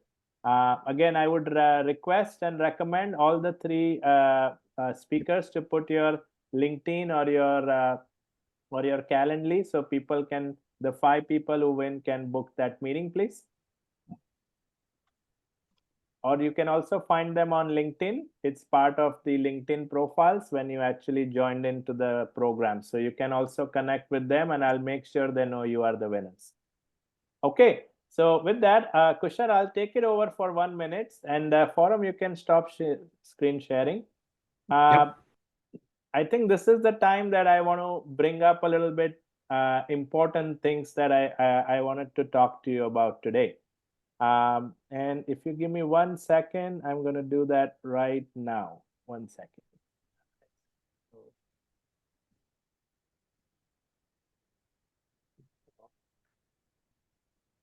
So no event is possible without the help of amazing people that come out and speak. And obviously, we want to make sure that we recognize the people that are being here today, and also speak about people who actually are helping in the background. So I want to start with recognizing our expert panels who are here, and I want to make sure that they are recognized. And Shika, if you can help me to just put them on the spotlight. So we Yeah, do sure. have Mr. Amit Jain. And again, if it was in person, I would do that and give you a thank you note, but hopefully you can see my screen and feel the warmth. Unfortunately, digital doesn't do a lot about warmth, but I tried. Amit Jain, thank you so much for joining and sharing. And I know you said part 2, so I'll hold you accountable to that. Yeah. Thank you, sir. I do see Vivek Jain. Vivek Jain is done a fantastic job along with Amit, and I really want to thank you, Vivek. And people did gravitate to both of your presentations. Thank you. And I want to bring Vatsal Shah on the screen too. I want to thank Vatsal for an amazing opportunity that you spoke about what you do and how you help people on a day-to-day basis. Guys, all these speakers are unbelievable, and I want to thank all of them. If I was in person, I'm doing it with a thank you card of some sort, but again, digitally, this is what I can come up with. Thank you so much. And before I go to the other people I want to recognize, Amit, Vivek, Vatsal, would you like to say anything about what you experienced today or any feedback? Okay, I can go. Sure, Amit, go ahead. Yeah. Sorry. Yeah, no, I think it was a great event we had almost 100 plus people, and a lot of them are very curious to learn this, explosive technology, and we are there to help, right? So this is not, I would say this is not the only event. This is just a beginning, as I was telling everyone. So let's hope to have more sessions like this, and your feedback will be much appreciated. Yeah, thank you so much. Thank you. Vivek? So, one of the things that a lot of doomsdayers keep saying is how just AI is going to replace everyone, right? That is not going to happen, but the changes are here. Even as an AI professional, as a someone working in the field of software, I keep seeing new things that completely blows me away every day. Like things that used to take 20 years in the previous research cycle are being built in less than 6 months. So in less than 6 months, like entire degrees are being invalidated. So the change is very rapid. And that is the reason why it's very important to stay up to date in whatever field you're working in. It's not even just things like software are being automated, software writing also. Like they are very intelligent AI agents that can start writing basic software. I'm not talking about no code websites, but like proper software. So AI is changing a lot of things, but we are here to educate all of you, so that you guys can all also ride the wave, rather than being demolished by the sun. That's Thank about you, it. Vivek ji. Yeah, that's well said. Thank you so much. What's up? Yep. I would just add, I think, our generation, and I think Amit Bhai also said in his presentation that we are living in this golden era. I know we have not able to capture the internet era where that first internet came, but this is the time. This is the time to take an opportunity. And if you think you could start with a project, a product, or maybe just start learning, this is the time, I think, to just get on the bus. Maybe if we do in 2040 with the same energy, we might can just circle back looking at like, okay, what happened in 6 years or 10 years. So start from something, maybe smaller project, looking at the Udemy, YouTube, a lot of resources out there. So only my recommendation is start today. Back to you. Amazing, Vatsal. Thank you so much. So that's great. I want to move on to appreciation for our sponsors and supporters today. We have Dipesh Shah, Arpit Mehta, in no particular order, guys, but just making sure. Dipesh Bhai, Arpit Mehta, Vatsal Shah, Dhaval Mehta, and Ashwita Shah, Nikhilesh Mode, Bobby Talati, Ekansh and Hima. Amazing. I mean, I'm trying to find, let's see, I found Ekansh. Okay, so yeah, thank you so much. I don't know if you can bring them on the screen, if possible. I'm I not think sure. some people left, but let me see. So I don't see Dipesh. Whoever is Can you there. read them out again, Apurva? Sure. Dipesh Shah, Yeah. Arpit Mehta, Vatsal is here, Ashwita, Nikhilesh Mode, Bobby Talati, and I see Ekansh there. I think Nikhilesh doesn't have his video on, so I can't spotlight. Oh, okay. All right. Well, So only people have their videos I'm on. gonna pass it to the people who are here. Vatsal, what do Absolutely. you think about you being part of this as a speaker and supporter? It's amazing. Yeah.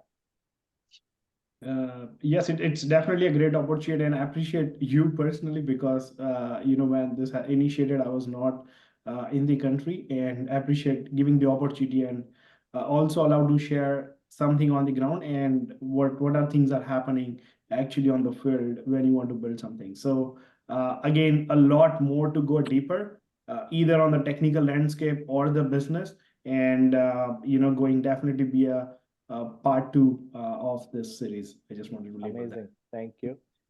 Akansh? Yeah, thank you, Apurva, for giving me this opportunity. Actually, I remember when I was speaker last time, we had a YGP event last year. So thanks again. It's been a great session.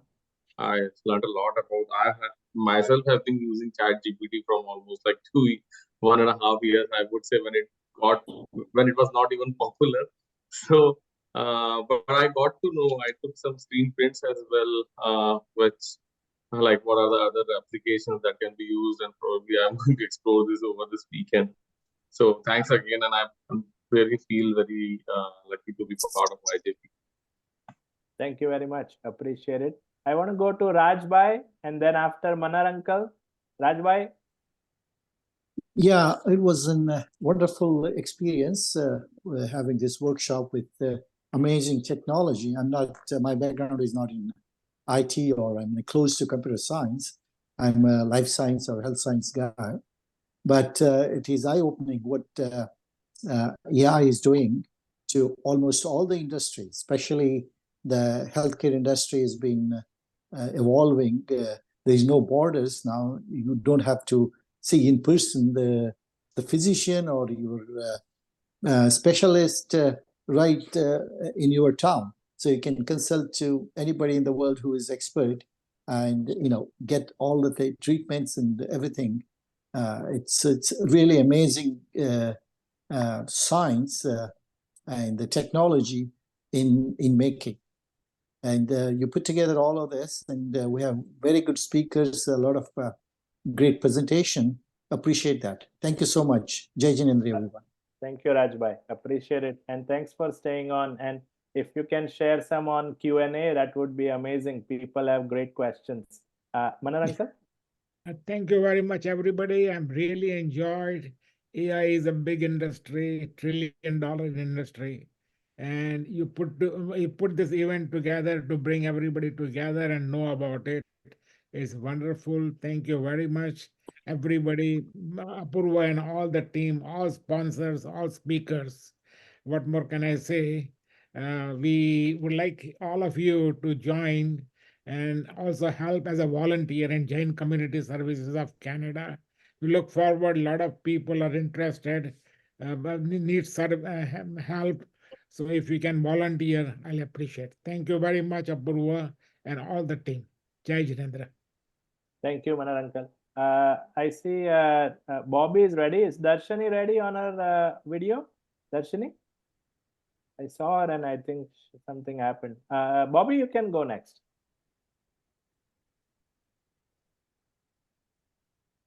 Bobby, you're on mute. Yeah, thank you so much. It was really informative evening. What's spending time Friday evening. I had a lot of information and it was really interesting. Thank you once again, Apurva bhai, for giving me an opportunity to just be a part of YJP family. Thank you once Bobby. again. Thank Jai you, Bobby Jinendra. and Vipul bhai. Thank you. Appreciate. I go to Darshani. It was such a wonderful event for a non-technical person sitting over here. I know and I'm aware that AI is the trend and it's what is going to lead the world now. And it was so informative that for an external, like a non-technical person like me, also understands and the importance of AI and such wonderful presenters and such wonderful information. Thank you to all. Thank you, Apurva, for this opportunity to sponsor such events. I would be more than happy to volunteer any YJP events in the future as well. It's amazing. Thank you so much. Thank you, Darshani and Chintan bhai. Appreciate it. Thank you. Thank Niklesh you. bhai, over to you. You're on mute, sir.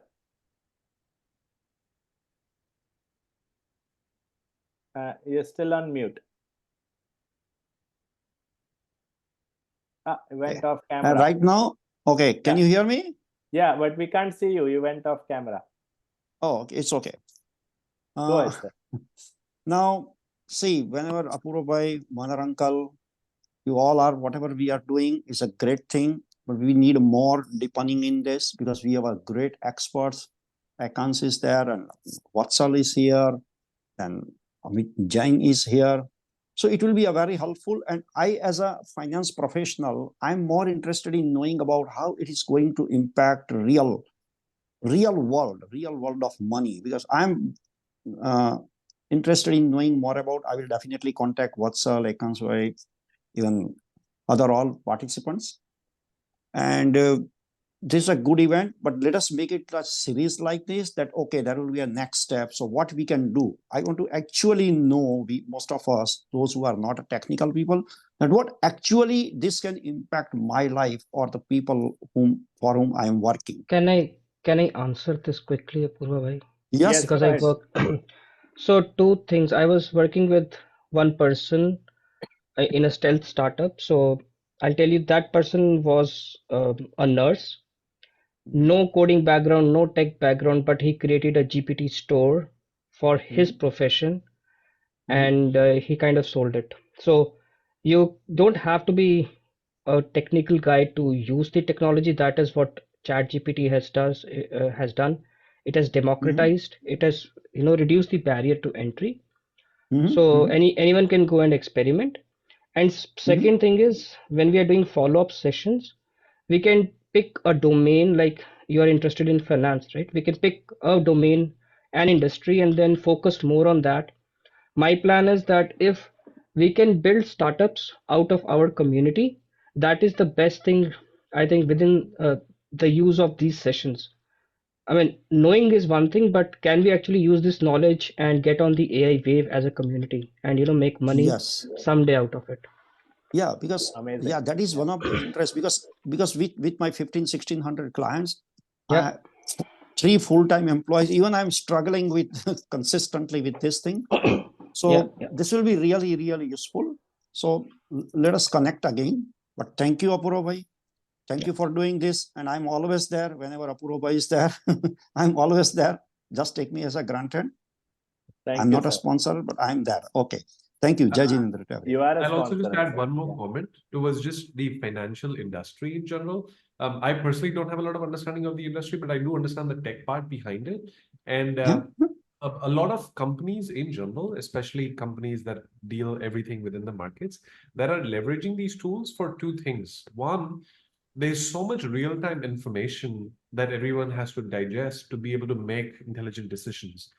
Digesting all of that information and extracting it in something relevant in a short time frame where the market nuances before they're about to play. This is where the industry is trying to focus on in making some very intelligent tools so that if there is an earnings report today at 3 p.m. by 3:02 at the most, you should have like a report on your phone that tells you all the key things you want to know about, where exactly is this company headed, what were its profits, what were some really concerning decision making in the company, board, like anything and everything. So in 2 minutes, you'll have all of that information digested, summarized in bullets that are relevant to what you need. Is where the industry is more towards headed to. And these are very easy solutions to build today versus ever before. Amazing. Thank you for knowing this. I'll be very happy to go with this. So, thank you, sir. Did I miss anybody who is on the call that is not here from the sponsors or the speakers? No. Okay. Yeah, please let us know if we didn't spotlight you or something. Thank you so much. Okay, so I'm not going to stop here. I'm going to take 1 more minute and we're going to jump into the Q&A. Sorry, Kushal, I need to do this right now before it's too late. I want to make sure everybody who is in YJP can please turn on their cameras and get ready for a little screenshot. But let me start by saying an event like this is not possible without the help of an amazing, fantastic team that we have at Young Jain Professionals. Like if there is one thing you can do for us is to clap in your houses or wherever you are and please, at least if possible, give us a feedback on the LinkedIn where you actually came in and talk about it would be amazing. And yes, please turn on the camera so we can have a group picture. But before that, I want to start off by saying thank you to our YJP volunteers. They are across North America, guys. These people are not just in Toronto or in one place. These people are from all over Canada, all over USA, and we are working together as a team, believe me or not. And I want to start with saying thank you to Jaina. We couldn't do this event without the blessings of Jaina and the people who are here with Jaina. Is Vora uncle still here, Shika? Check. Vora uncle? No, Jaina convention left the meeting. Uncle okay, left. No problem. Yeah. Okay. So I want to pass on the thank you. Maybe Shika, you can as well and help me out. But thank you so much. Yeah, I want to sure. Great. So I want to start with thanking our team here. Bear with me when I go through the names, and please, if you can, just raise your hand so your video comes up. I want to start with Kushal Shah, who is our Executive Masters of Ceremony, MC. Kushal Shah, thank you very much, Kushal. Thank you so much. And Kushal also helped us in other things like building the flyer invitation and what you see. So thank you for Always that. a pleasure. And he's done a fantastic job leading the event. Still wait, Q&A is still going to happen, right, Kushal? Next one up is Ayushi Tatade. Ayushi, she's been a co-MC and helping us with sponsors and supporters very diligently and reading about them to make sure they are valued. Thank you, Ayushi. Great job there. I want to say thank you to Sachin Mandot. Sachin, if you're on the call, Sachin is working in the background. You don't see him. He's actually helping with capturing some amazing moments that we are having, and he's going to post it on social media soon. Thank you. We have Forum Gandhi and Kushal together, but more Forum Gandhi in this case, who actually put together the Kahoot questions that you saw. And Kushal helped to put it in the Kahoot. So Forum, great job on the research, and hope you are happy with the results that we saw.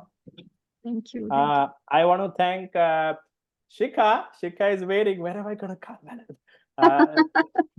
Shikha Kothari, she is from the US side. She is helping us today diligently. She's sitting there since 7:15 or a lot less, and making sure Zoom is working, making sure we have access and rolling people. Shikha Kothari, we cannot do this without you. And also your team of marketing experts who actually helped to put together this event with beautiful flyers, beautiful posts, and correcting my grammar and making sure we are great. So Shikha, thank you, and your team, which includes Ayushi Tadade and includes Trishla. So thank you for that. I want to thank Ayushi Pagaria, who could just be a little off, but she was also helping with the Navkar Mantra piece. So thank you for that. I appreciate that. And I don't think this event is possible without the help of the Jain community. And you will be very happy to know that all the Jain centers in Canada were able to come together for this event, and they actually allowed us to post it on their Jain Center WhatsApp groups, private groups, which generally are very tight in terms of posting. And as a result of that, and which we have already announced, the proceeds that we may receive from this particular event, we are donating 10% of those proceeds to these Jain centers that supported us during this event. I'm so proud that as Young Jain professionals, we can give back something to the community by doing this together. I just want to say thank you. I don't know if Ashwita left or she's still there. Ashwita? I didn't see her when I tried searching. Oh, okay. So I want to say thank you to Ashwita, who put together the marketing information for sponsors, and Ayushi, who helped us to put it together as well. We had a few people working on few things, and at the end result was amazing. I just want to make sure, did I miss anybody, Kushal or Ayushi? Anybody that? I think we're all covered. Yes, Apurva bhai. Hello. Yes, sir. Yes. You missed Apurva Talsania. Without that, this Oh yeah, event would the not have been mastermind possible. behind this event, the one who had the main idea and gathered everyone together. Oh, thank you very much. I mean, it's an honor to help the community, and when we see so many people coming together, it just comes to light. And we hope that we can deliver more of this on an ongoing basis. Thank you. All right, so with this, I'll come out of my state of mind and I'll pass it on to Kushal and the team to really engage in the Q&A. We do have Natasha. Natasha, are you here, Natasha? Can you hear me? Yeah. Oh, Natasha is there. Can we make her co-host and bring her on board as well? So Natasha is from HR department in human resource, and she also specializing in hiring people. So I appreciate you joining in, and she's also joining our Q&A team. And Natasha, I'll give you a minute to introduce yourself. Sure. I wasn't prepared for this, but I'm gonna try and make it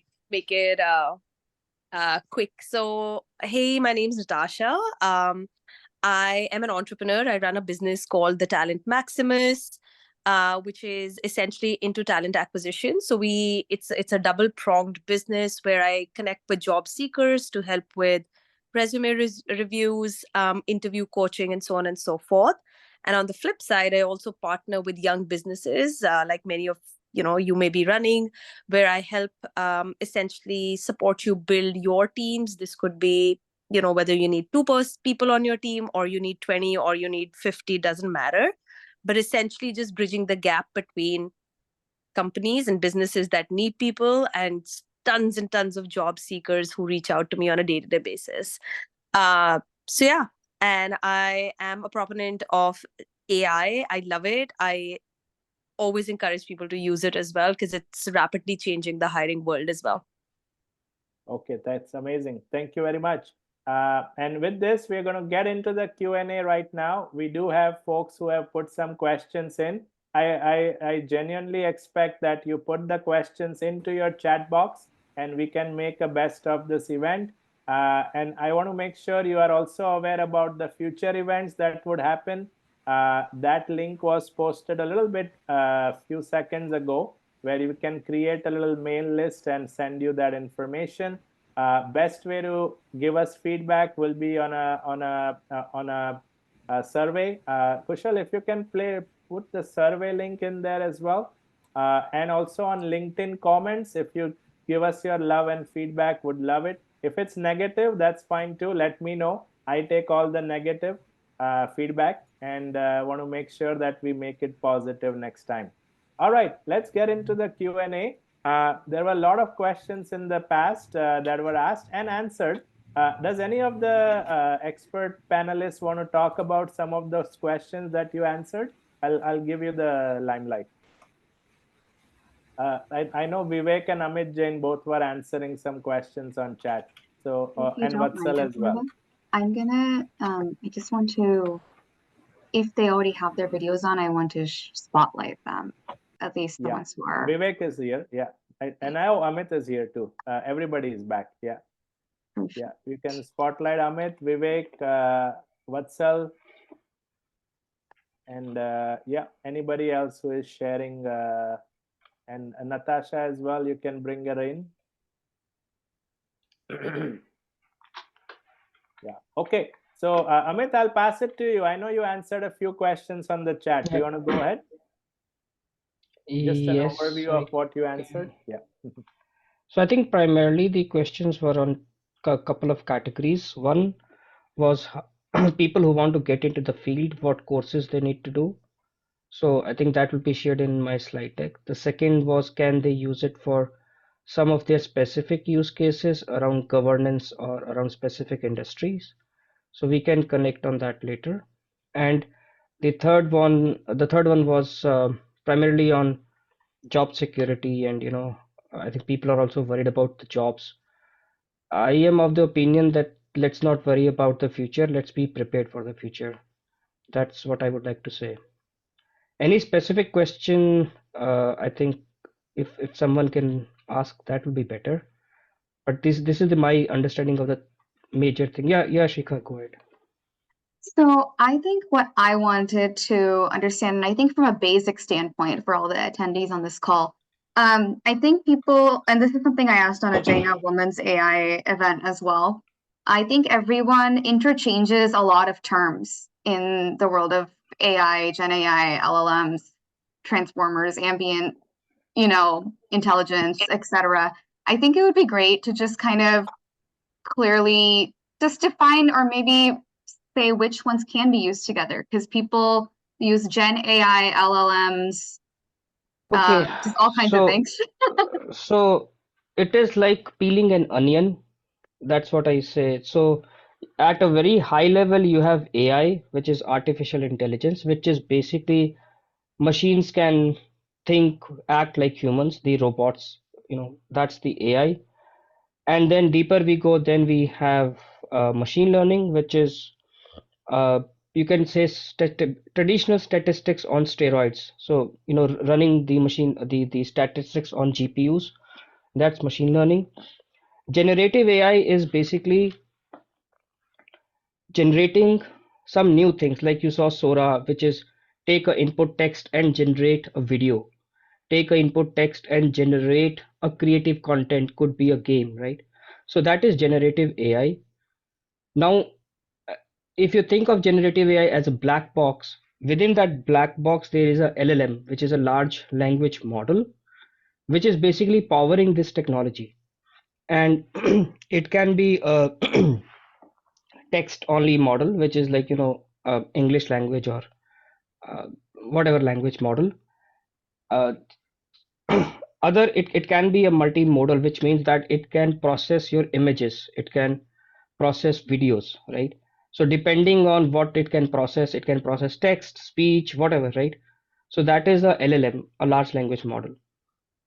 So that's how things work.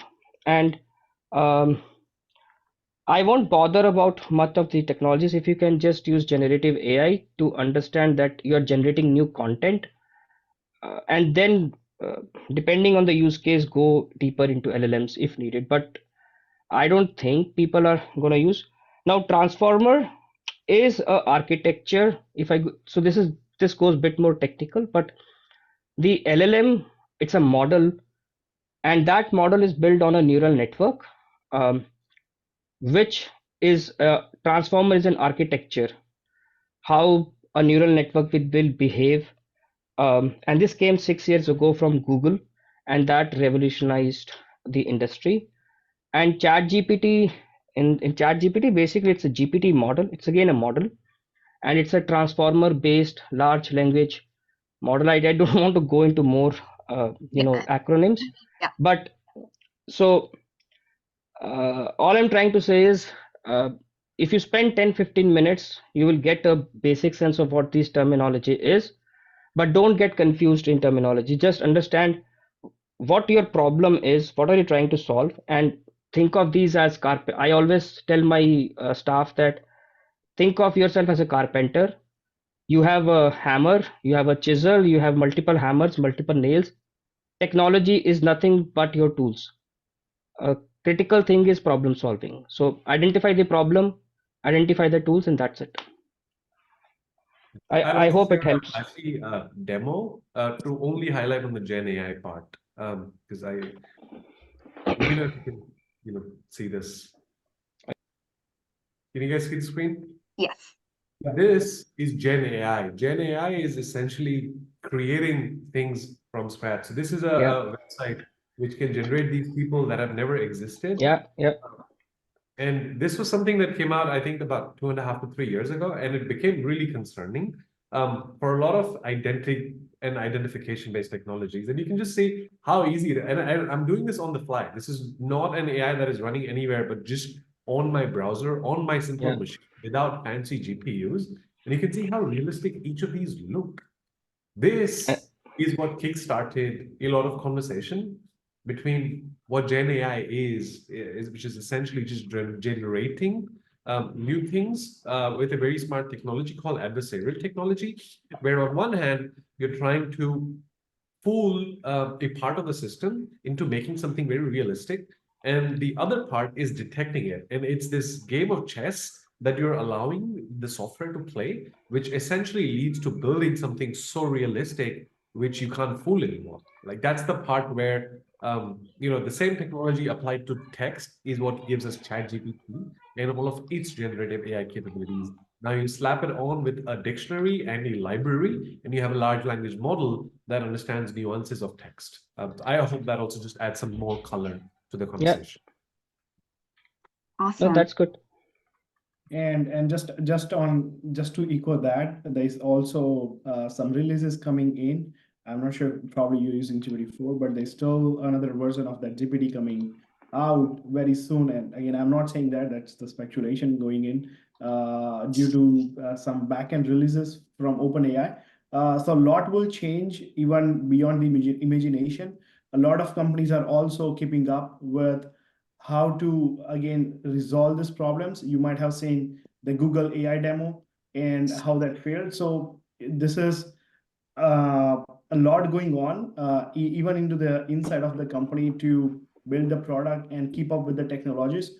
And as an individual, it is also difficult. So try to keep up with that. And I would just end there.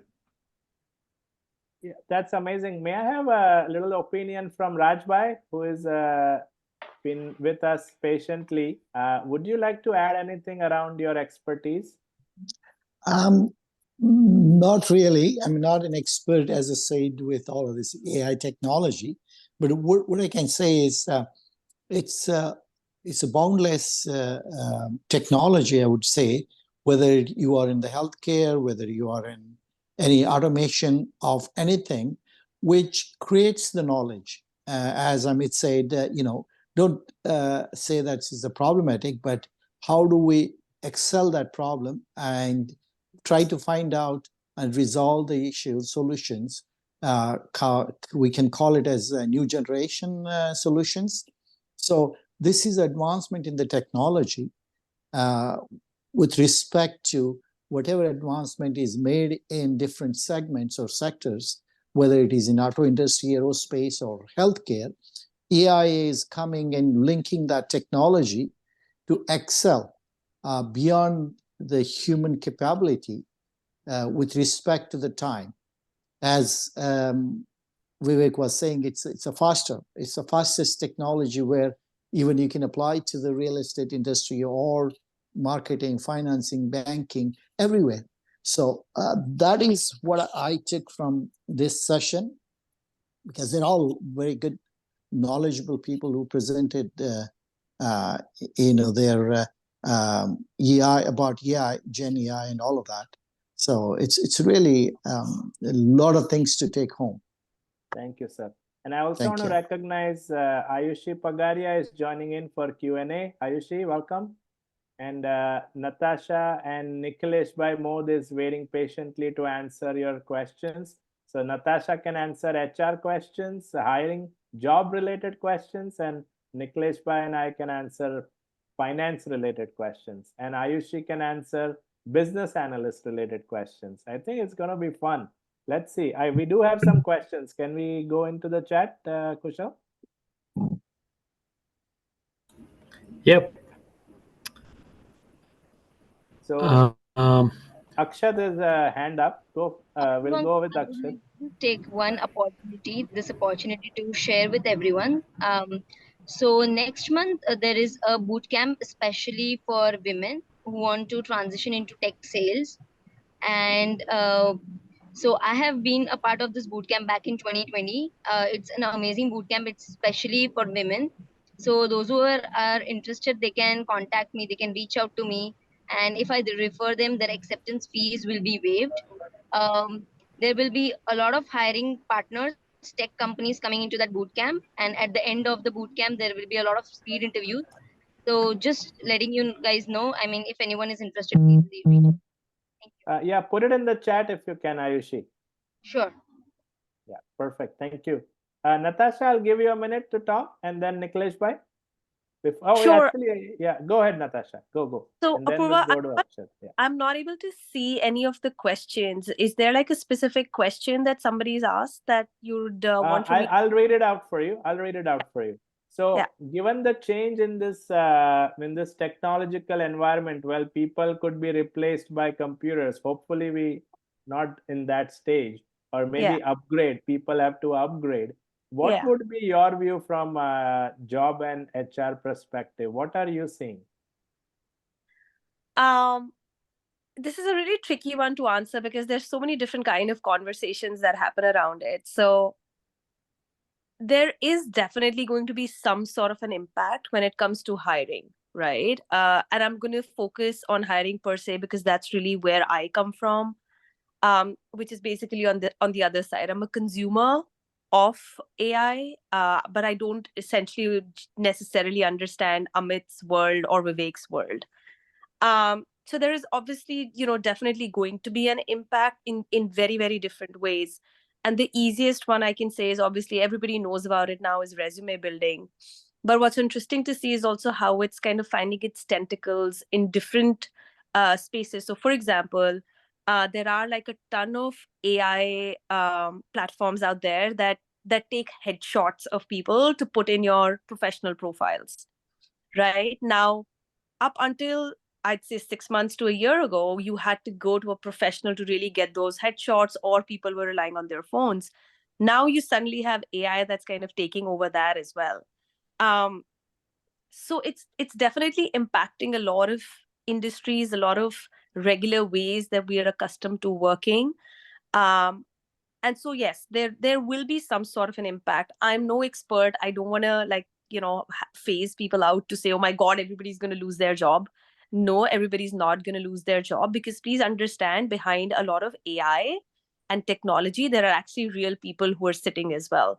So in my world, a big myth is also the fact that is AI rejecting or auto rejecting people, right? That's the most commonly asked question, that is my resume getting rejected by AI? What can I do so that the system accepts my resume and passes me on to the interviewers? I want to clear this myth that AI does not reject your resume. There is a human being sitting behind those ATS systems who are rejecting your profiles. Again, the myth, there's a lot of news that flies around, but I promise you, it's not AI that rejects you. What we will use AI for is to make our world as hiring folks easier. So I'm going to use AI to maybe make meeting notes, because I run so many interviews in a day. I would manually at some point in my ATS system, put those notes in.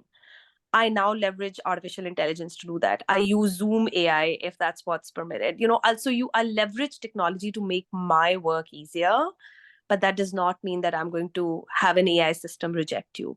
So ADS and AIs have all, I think the biggest impact they've had is in terms of time saving, at least in my world. And we're leveraging different sorts of platforms to give us that advantage. So yeah, I mean, to answer your question really, Apurva, is it going to impact people? Yes, it will. What's the extent of that impact? I can't comment on that. Different industries, different growth patterns, different sort of impacts. I ain't no expert, so I don't want to have people fall nervous after this call and say, "Holy Mother, the world's coming." It's not. Thank you very But much. I know there are a ton of myths that are flying around, especially when it comes to hiring. And I just want to make sure you understand that there is always going to be a human being who's going to sit behind those systems. And when you're using AI, please use it smartly. As a recruiter, I can tell pretty easily on who's used AI and who's leveraged technology versus who hasn't, because we see so many resumes in a day, we can tell patterns. So my only request would be, absolutely use AI to your benefit. Use it to create your, blueprints and so on and so forth. But be smart when you're using it, please. You want to add the keywords, but you don't want to copy paste the job description. So just like these little tips and tricks, that please be smart. Even with artificial intelligence, it's artificial for a reason. It compares nothing to natural stupidity, but that's a different topic.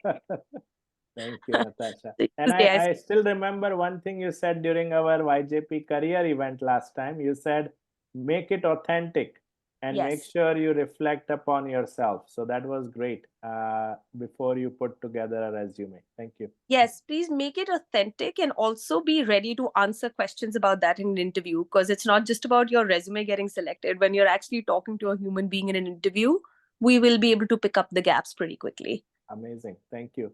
I'll go to Niklesh Bhai and then Ayushi in a second. I have Akshat who had a great question. Akshat, I'll let you ask.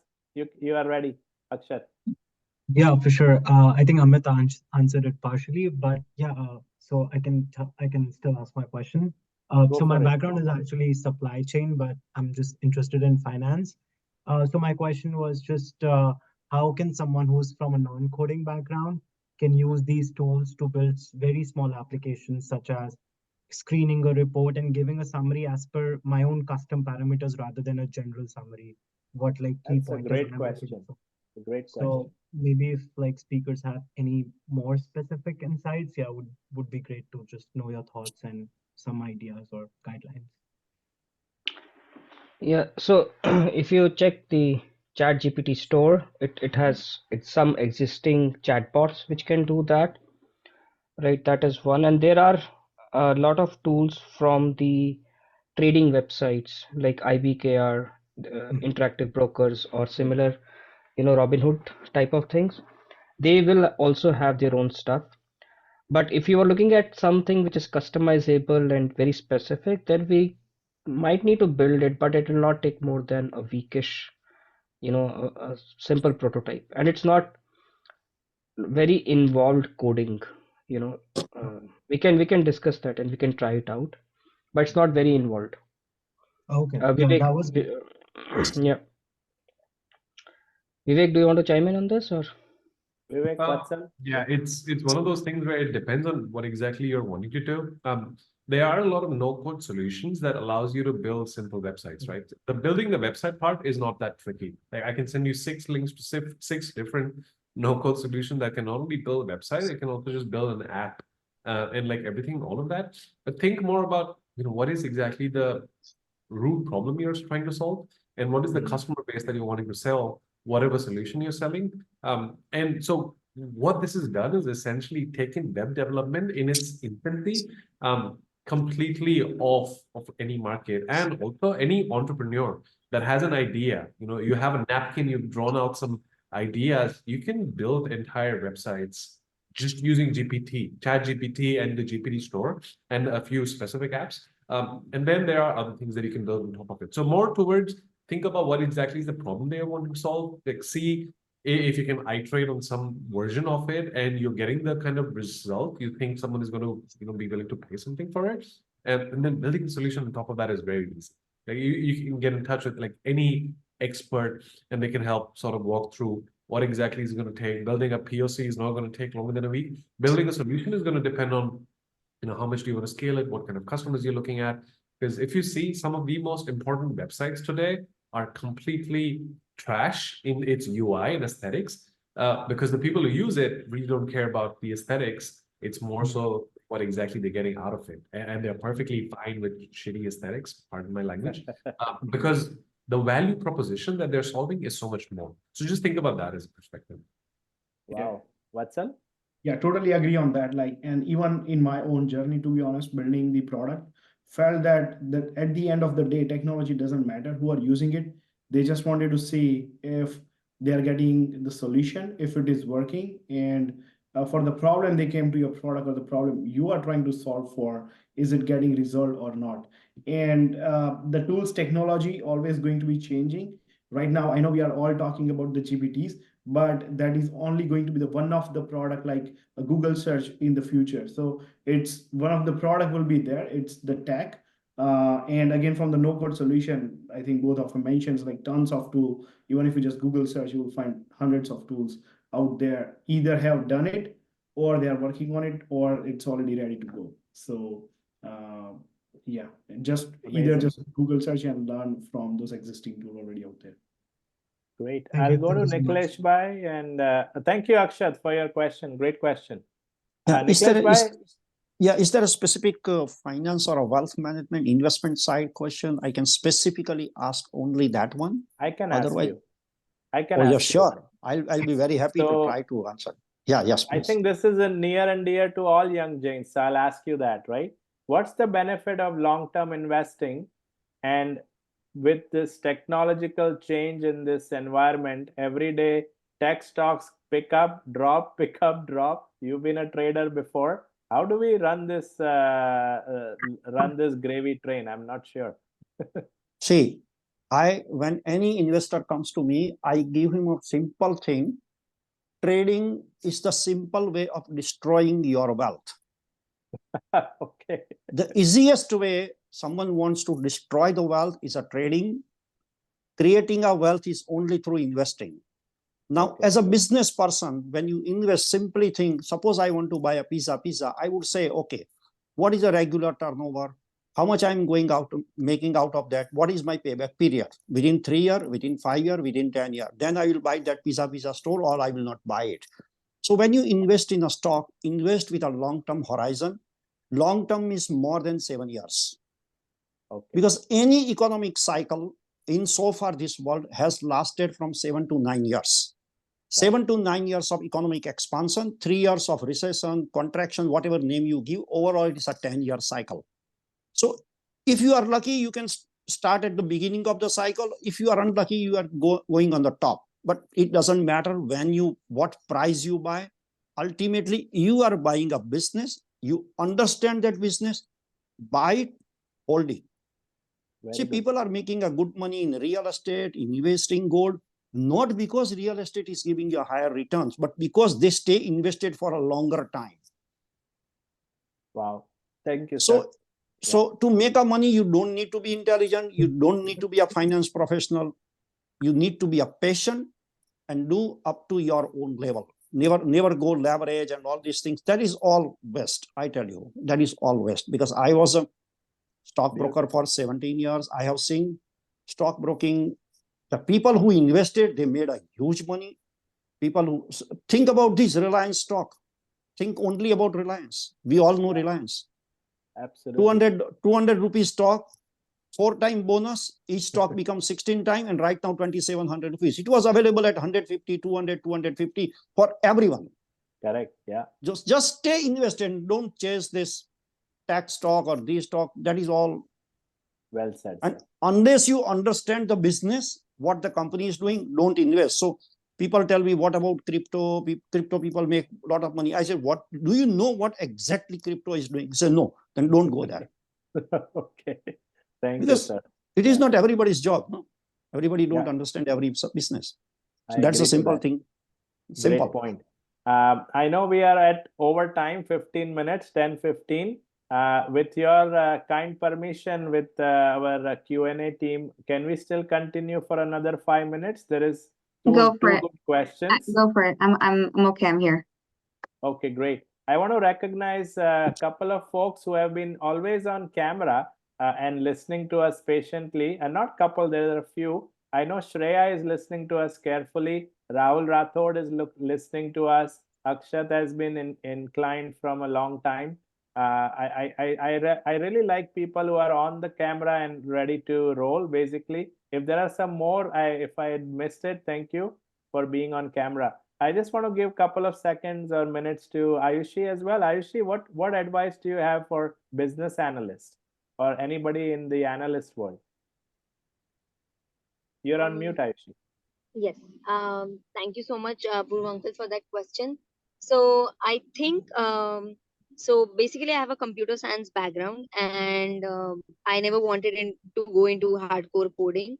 So that's why I choose something which was more suitable to my personality and my aptitude, where I could mix my technological background and also get a flavor of using my soft skills.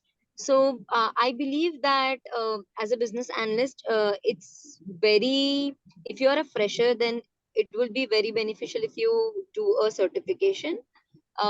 If not, if you can just get some experience, if you can just show some experience if you have back home, that would be great. And if not, if you no company is ready to hire you, just go and volunteer and work for them. That would be completely nice.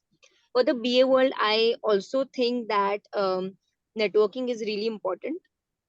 Also, as a business analyst, you should be very much focused on what your customer needs, and also be able to be able to explain whatever your customer needs to the development team in a way where you are not confusing both the parties. But for the freshers, I would definitely suggest that go ahead and get that certification, because that will give you an edge over other people and give you a kickstart into your career journey as a BA. Amazing. I am also looking, so I have also worked as a product owner with Scotiabank for operational risk. So I am still new to product owner stuff, so I won't think much about that. But Correct. yeah, that's from my end. Amazing, Ayushi. If anybody has any other questions, they can feel free to DM me. Thank you so much. Thank you, Ayushi. We have a beautiful question in the chat box quickly by Rushabh Kotari. Rushabh, are you still here? If you are here, say yeah. He has, let's say I want to learn Yeah, how I to. am sorry. Oh, you are okay. You ask a question yourself. Go for it. I've asked a lot of questions. I'm sorry. Which one would that be? Oh, okay. I like that problem. I have it right in front of me. Go for it, Shika. It's let's say I want to learn how to build a chatbot that reads my previous conversations. And based on my previous response, then I want to answer new questions. And to build this, I presume I need a conversation data set. Where can I get such a data set from? And also, can you share the link to creating a chatbot? Oh my goodness. You want to go So back in the time. I already answered it. The problem is already solved. It is called few shot learning. So you don't have to do anything. Just some prompts to ChatGPT, and that's it. You don't have to do anything about it. Half an hour job. Quick question: isn't few shot learning like just using ChatGPT API technically instead of giving your own custom data? So in few shot learning, you will tell the chat the chat GPT that this is how I write. This is, you will give some examples of your own writing style, your tone, and then ChatGPT will learn it, and then it's done. So you are providing some of your personalized custom data in prompts to ChatGPT, and that's what is the question about. And just to Amazing. expand on that, just to clarify, it's What's up? also not just the prompt, but the way you are expecting the response. It's part of the fine tuning as well. So with the prompt, it won't understand exactly, but with the completion response, you can build on top of that. Again, for MVPs, it works well, but if you want to scale up, that's where you are going to see not the tech challenges, but also how much expensive that could get. Yeah. At the scale. But for MVPs, it would definitely work with the responses. Oh yeah. But if you're like super rich and you want your own helping out, then we can talk. That's okay. Yeah, the NVIDIA. Great. Yeah. So All right, you know one what's last question. interesting? Yeah. Oh, go for it. Did someone else have a question? One last question. Yeah, there was one question in particular. Sure. In this beautiful AI and ML world that's coming up, how do you shine? How do you supersede, or how do you actually get recognized if you want to be a star in this in this industry? In the industry of AI? Yes, yeah. Like you're looking for a job and you want to, showcase your skills. Like I know there is, GitHubs and stuff like that. But any suggestions around that? Yeah, so it's a very rapidly evolving industry. So first, just you'll have to spend some time getting your basics right. A good understanding of just statistics is foundation to everything else. Like just basic understanding of statistics, what to do with data, so that when you're talking, you're not just a high-level manager talking in jargons and expecting someone else to do the nitty-gritties. If you really want to shine and be the one making the big bucks, and by big bucks, I mean this field right now for researchers who are deeply involved in the nitty-gritties, you can be anywhere from 150 to $750,000. Just it's a very wide range depending on where your skills are applied and how much money is the company going to be able to make off your skills, because it's just not about how much you do. But if there is that much role involvement where you can help create that much wealth, whether it's a small company, it's a startup, or a big place, there's a lot that you can contribute. So just getting all the foundationals right. There's some very foundational courses by Andrew NG that just help explain everything. And then there's a website called deeplearning.ai. There's short courses. I think Amit had just posted about that in link a little while ago. Short courses that can just help you understand high level of the technology, and then just pick one problem statement and then try to build a solution with it. So whenever anyone is talking with you about, what have you actually been able to achieve if you don't have a lot of experience, you can go in the nitty-gritty details of, this is a problem that I tried to solve by building this machine learning model, and I deployed it using this AWS service and Azure service. Just a very good technical understanding is the only way to be able to help become that good in this industry, because there are a lot of generalists now who don't understand the technology. So that area is very saturated. So the only way, it's just my personal recommendation. And based on the interviews that I've taken, and I've taken, I think, over 400 interviews in the last 4 or 5 years. Oh, wow. So the only way to outshine in this field is to be really good in the foundational understanding. And that's about it. Oh, that's amazing. So I have a different take on this. The problem with the industry is it is changing at such a rapid pace that it's a mental stress to keep up with the, and always be in the limelight or shine. My recommendations have been that don't put undue stress on yourself, because it's going to eat away. I mean, you have to sacrifice your health or your family life or your free time to do that. I'm giving you, what's in the industry these days. Yeah. So if you enjoy the field, I mean, it's not for everyone, to be very, very honest. Not everyone can sit, do a deep dive into the research papers. I'm telling you very, very honestly, not everyone can do it. So if you enjoy the field, go deeper into it. If you don't enjoy going deeper into it, try to be at a level where you can solve a problem at an architecture level, at a high level. Can you talk to the business? So can you be a liaison between the customer and the technical guys, right? It could be a product manager role, it could be a PO role, it could be a BA role, right? So, but it has to revolve around technology. Now it depends on how deep you go, right? But don't stress so much on, that it impacts your mental health. So that is my stance on it. But but at least know some courses what is happening in the industry, and don't be, someone who's living under the rock, who doesn't even know what ChatGPT is, or who doesn't even know what generative AI is, right? Don't be that person. Right. I'll That's just great. answer in the one line.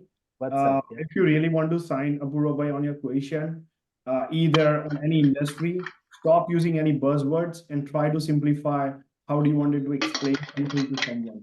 Either that's interview, the product, a call, or anything. Stop using any buzzwords you are hearing nowadays and just explain into as you're explaining as a kid. That just touch the foundation and also the fast moving industry which we are all in. That's a great advice. Anybody has anything else to say? 10:26, guys. I'm looking at the time, One Shika. last thing. Just a one. Yeah, quick. Oh, go for it. ahead, Akshat, Shika. Akshat, go for it. Go for it. Oh my God, Shika, you're giving up a lot. You can It's all go, good. Shika. I go ahead. Okay. Okay, I was cool. just gonna dabble a bit in the healthcare world. So if you want to go ahead. I was just gonna mention all these conversations that are happening. Right now, healthcare has been going through a lot with a lot of popularity in AI. It's come to the point where people can't really filter through the noise.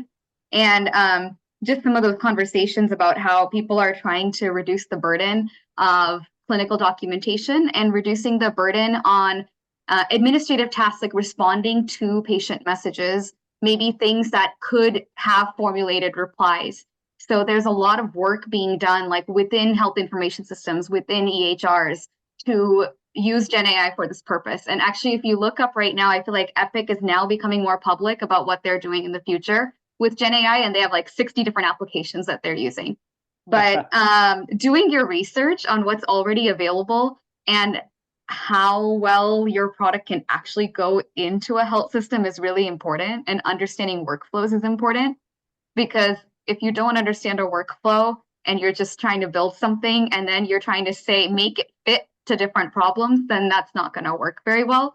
However, if you know and you have like a lived experience of an actual problem and you know that this thing can integrate and work, then when you're building that solution, it can actually be like very, very useful. And yeah.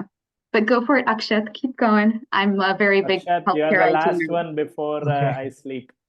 Yeah, okay. No, I think it's a very simple, new, very amateur question. Like from a investing standpoint, it's like, I see like hardware is kind of, there's a lot of focus on the chip manufacturers making the next chip, and then there's the software layer of making the models by the cloud providers. So for a investor, which areas are gonna mature for specifically, like very specific areas that we can look for investing probably, from a short-term horizon, let's say 3 to 5 years, what are some of the areas that are going to mature early enough, and which specific areas we can look for value in, or any tips on that side of things? Yeah. I have the one answer for that.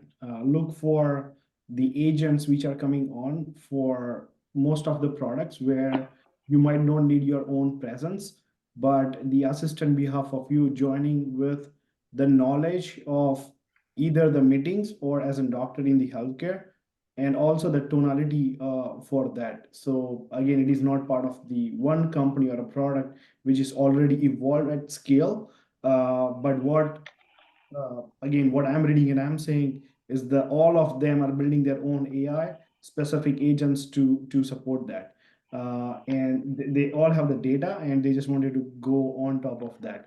And one of the again company you might have heard, and their CEO just announced publicly, even though they don't have the product, called Order AI, and they went publicly saying that, hey, we are going after the AI agent, and you are replacing with you don't need to join public meetings. So again, they make a big commitment, but it takes time, and also to have the multiple products in the market. So anyway, just one example, nothing specific to the hardware and software, but look after that market as well. Point, Vivek. It's also relatively easy, however, unfortunate to short companies that are no longer going to be able to do really good business because of AI. One of the first that comes to my mind, and it's a very unfortunate thing, but the entire call center industry is coming to an end. Yeah. Business models are going to change. So a lot of workflow from call center industry based in the North Americas used to go to India, particularly Bangalore, Pune, all of these. So companies in India that are receiving a lot of contracts are no longer going to within the next 12 months or so. It's 99% of the industry, at least based out of India, is going to go away. It's not that you won't need call centers, but you have really good AI assistance building tools. And I'm building one of these for my own company, for a lot of work that we do with schedulers and conversational tools. So we have really sophisticated conversational tools that you hear on the phone, and within 6 months, it's going to be indistinguishable that you're not talking to an AI because the latency has dropped. The conversational nuances have dropped. There's a company called Levin Labs that have built really, really, really good voices. So even the voice dubbing industry has completely gone away because of translation and being able to generate authentic voices from scratch. So the call center industry in general is just one of those that is rapidly evolve. A lot of business is going to remain in the United States, and that business is now going to go to the AI companies that are going to help build conversational agents. So whenever looking for disruption, just look for these things. I'm not an investor, so I don't know how to read between the lines in the financials of the company. I think from an investment standpoint, Nikhilesh ji or like some other investors on the call would just be able to talk more. So I personally would also just love to hear from you, Nikhilesh ji. Nikhilesh bhai, you can go ahead, please. You're on mute. Sir, you're on mute.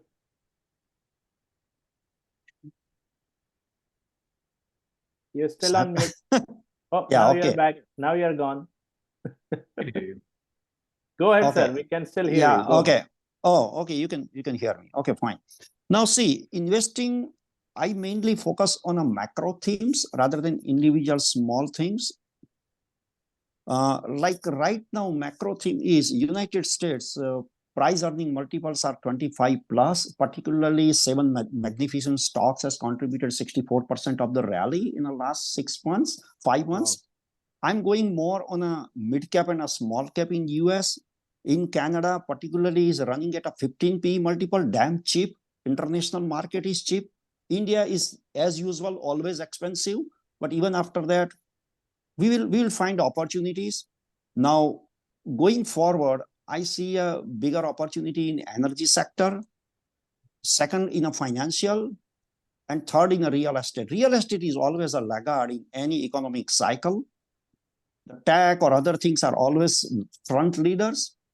So invest in that kind of a big theme, go with a big existing company. I don't chase new technology. I recommend my client or myself, I invest only in the companies or technologies which is at least minimum 10-year-old. So I have never invested in a crypto. I never go in anything, something which is completely new, because chasing some new things, out of 100, 97 people fail. And how you can find out one Facebook, because Facebook is successful, but before Facebook and after Facebook, there are more than something like 100 plus companies who were coming with the same idea. Only one person succeeded. So chasing something that, okay, I am finding a cheap, all people sitting in the market are stupid, I am the only person who finds a jewel. No, don't do that. Don't do that job, because that is very risky, very risky, very risky. Rather than that, focus on a big thing, whether interest rate cut is going to happen. If it happens, where the interest rate will settle in US? If that settles, what will be the price earning multiple of the companies who are highly indebted, which are paying a high interest today? Okay, mid cap and small cap are not getting a finance right now, even at a 11%, they will get at a 5%. Will that help? Yes.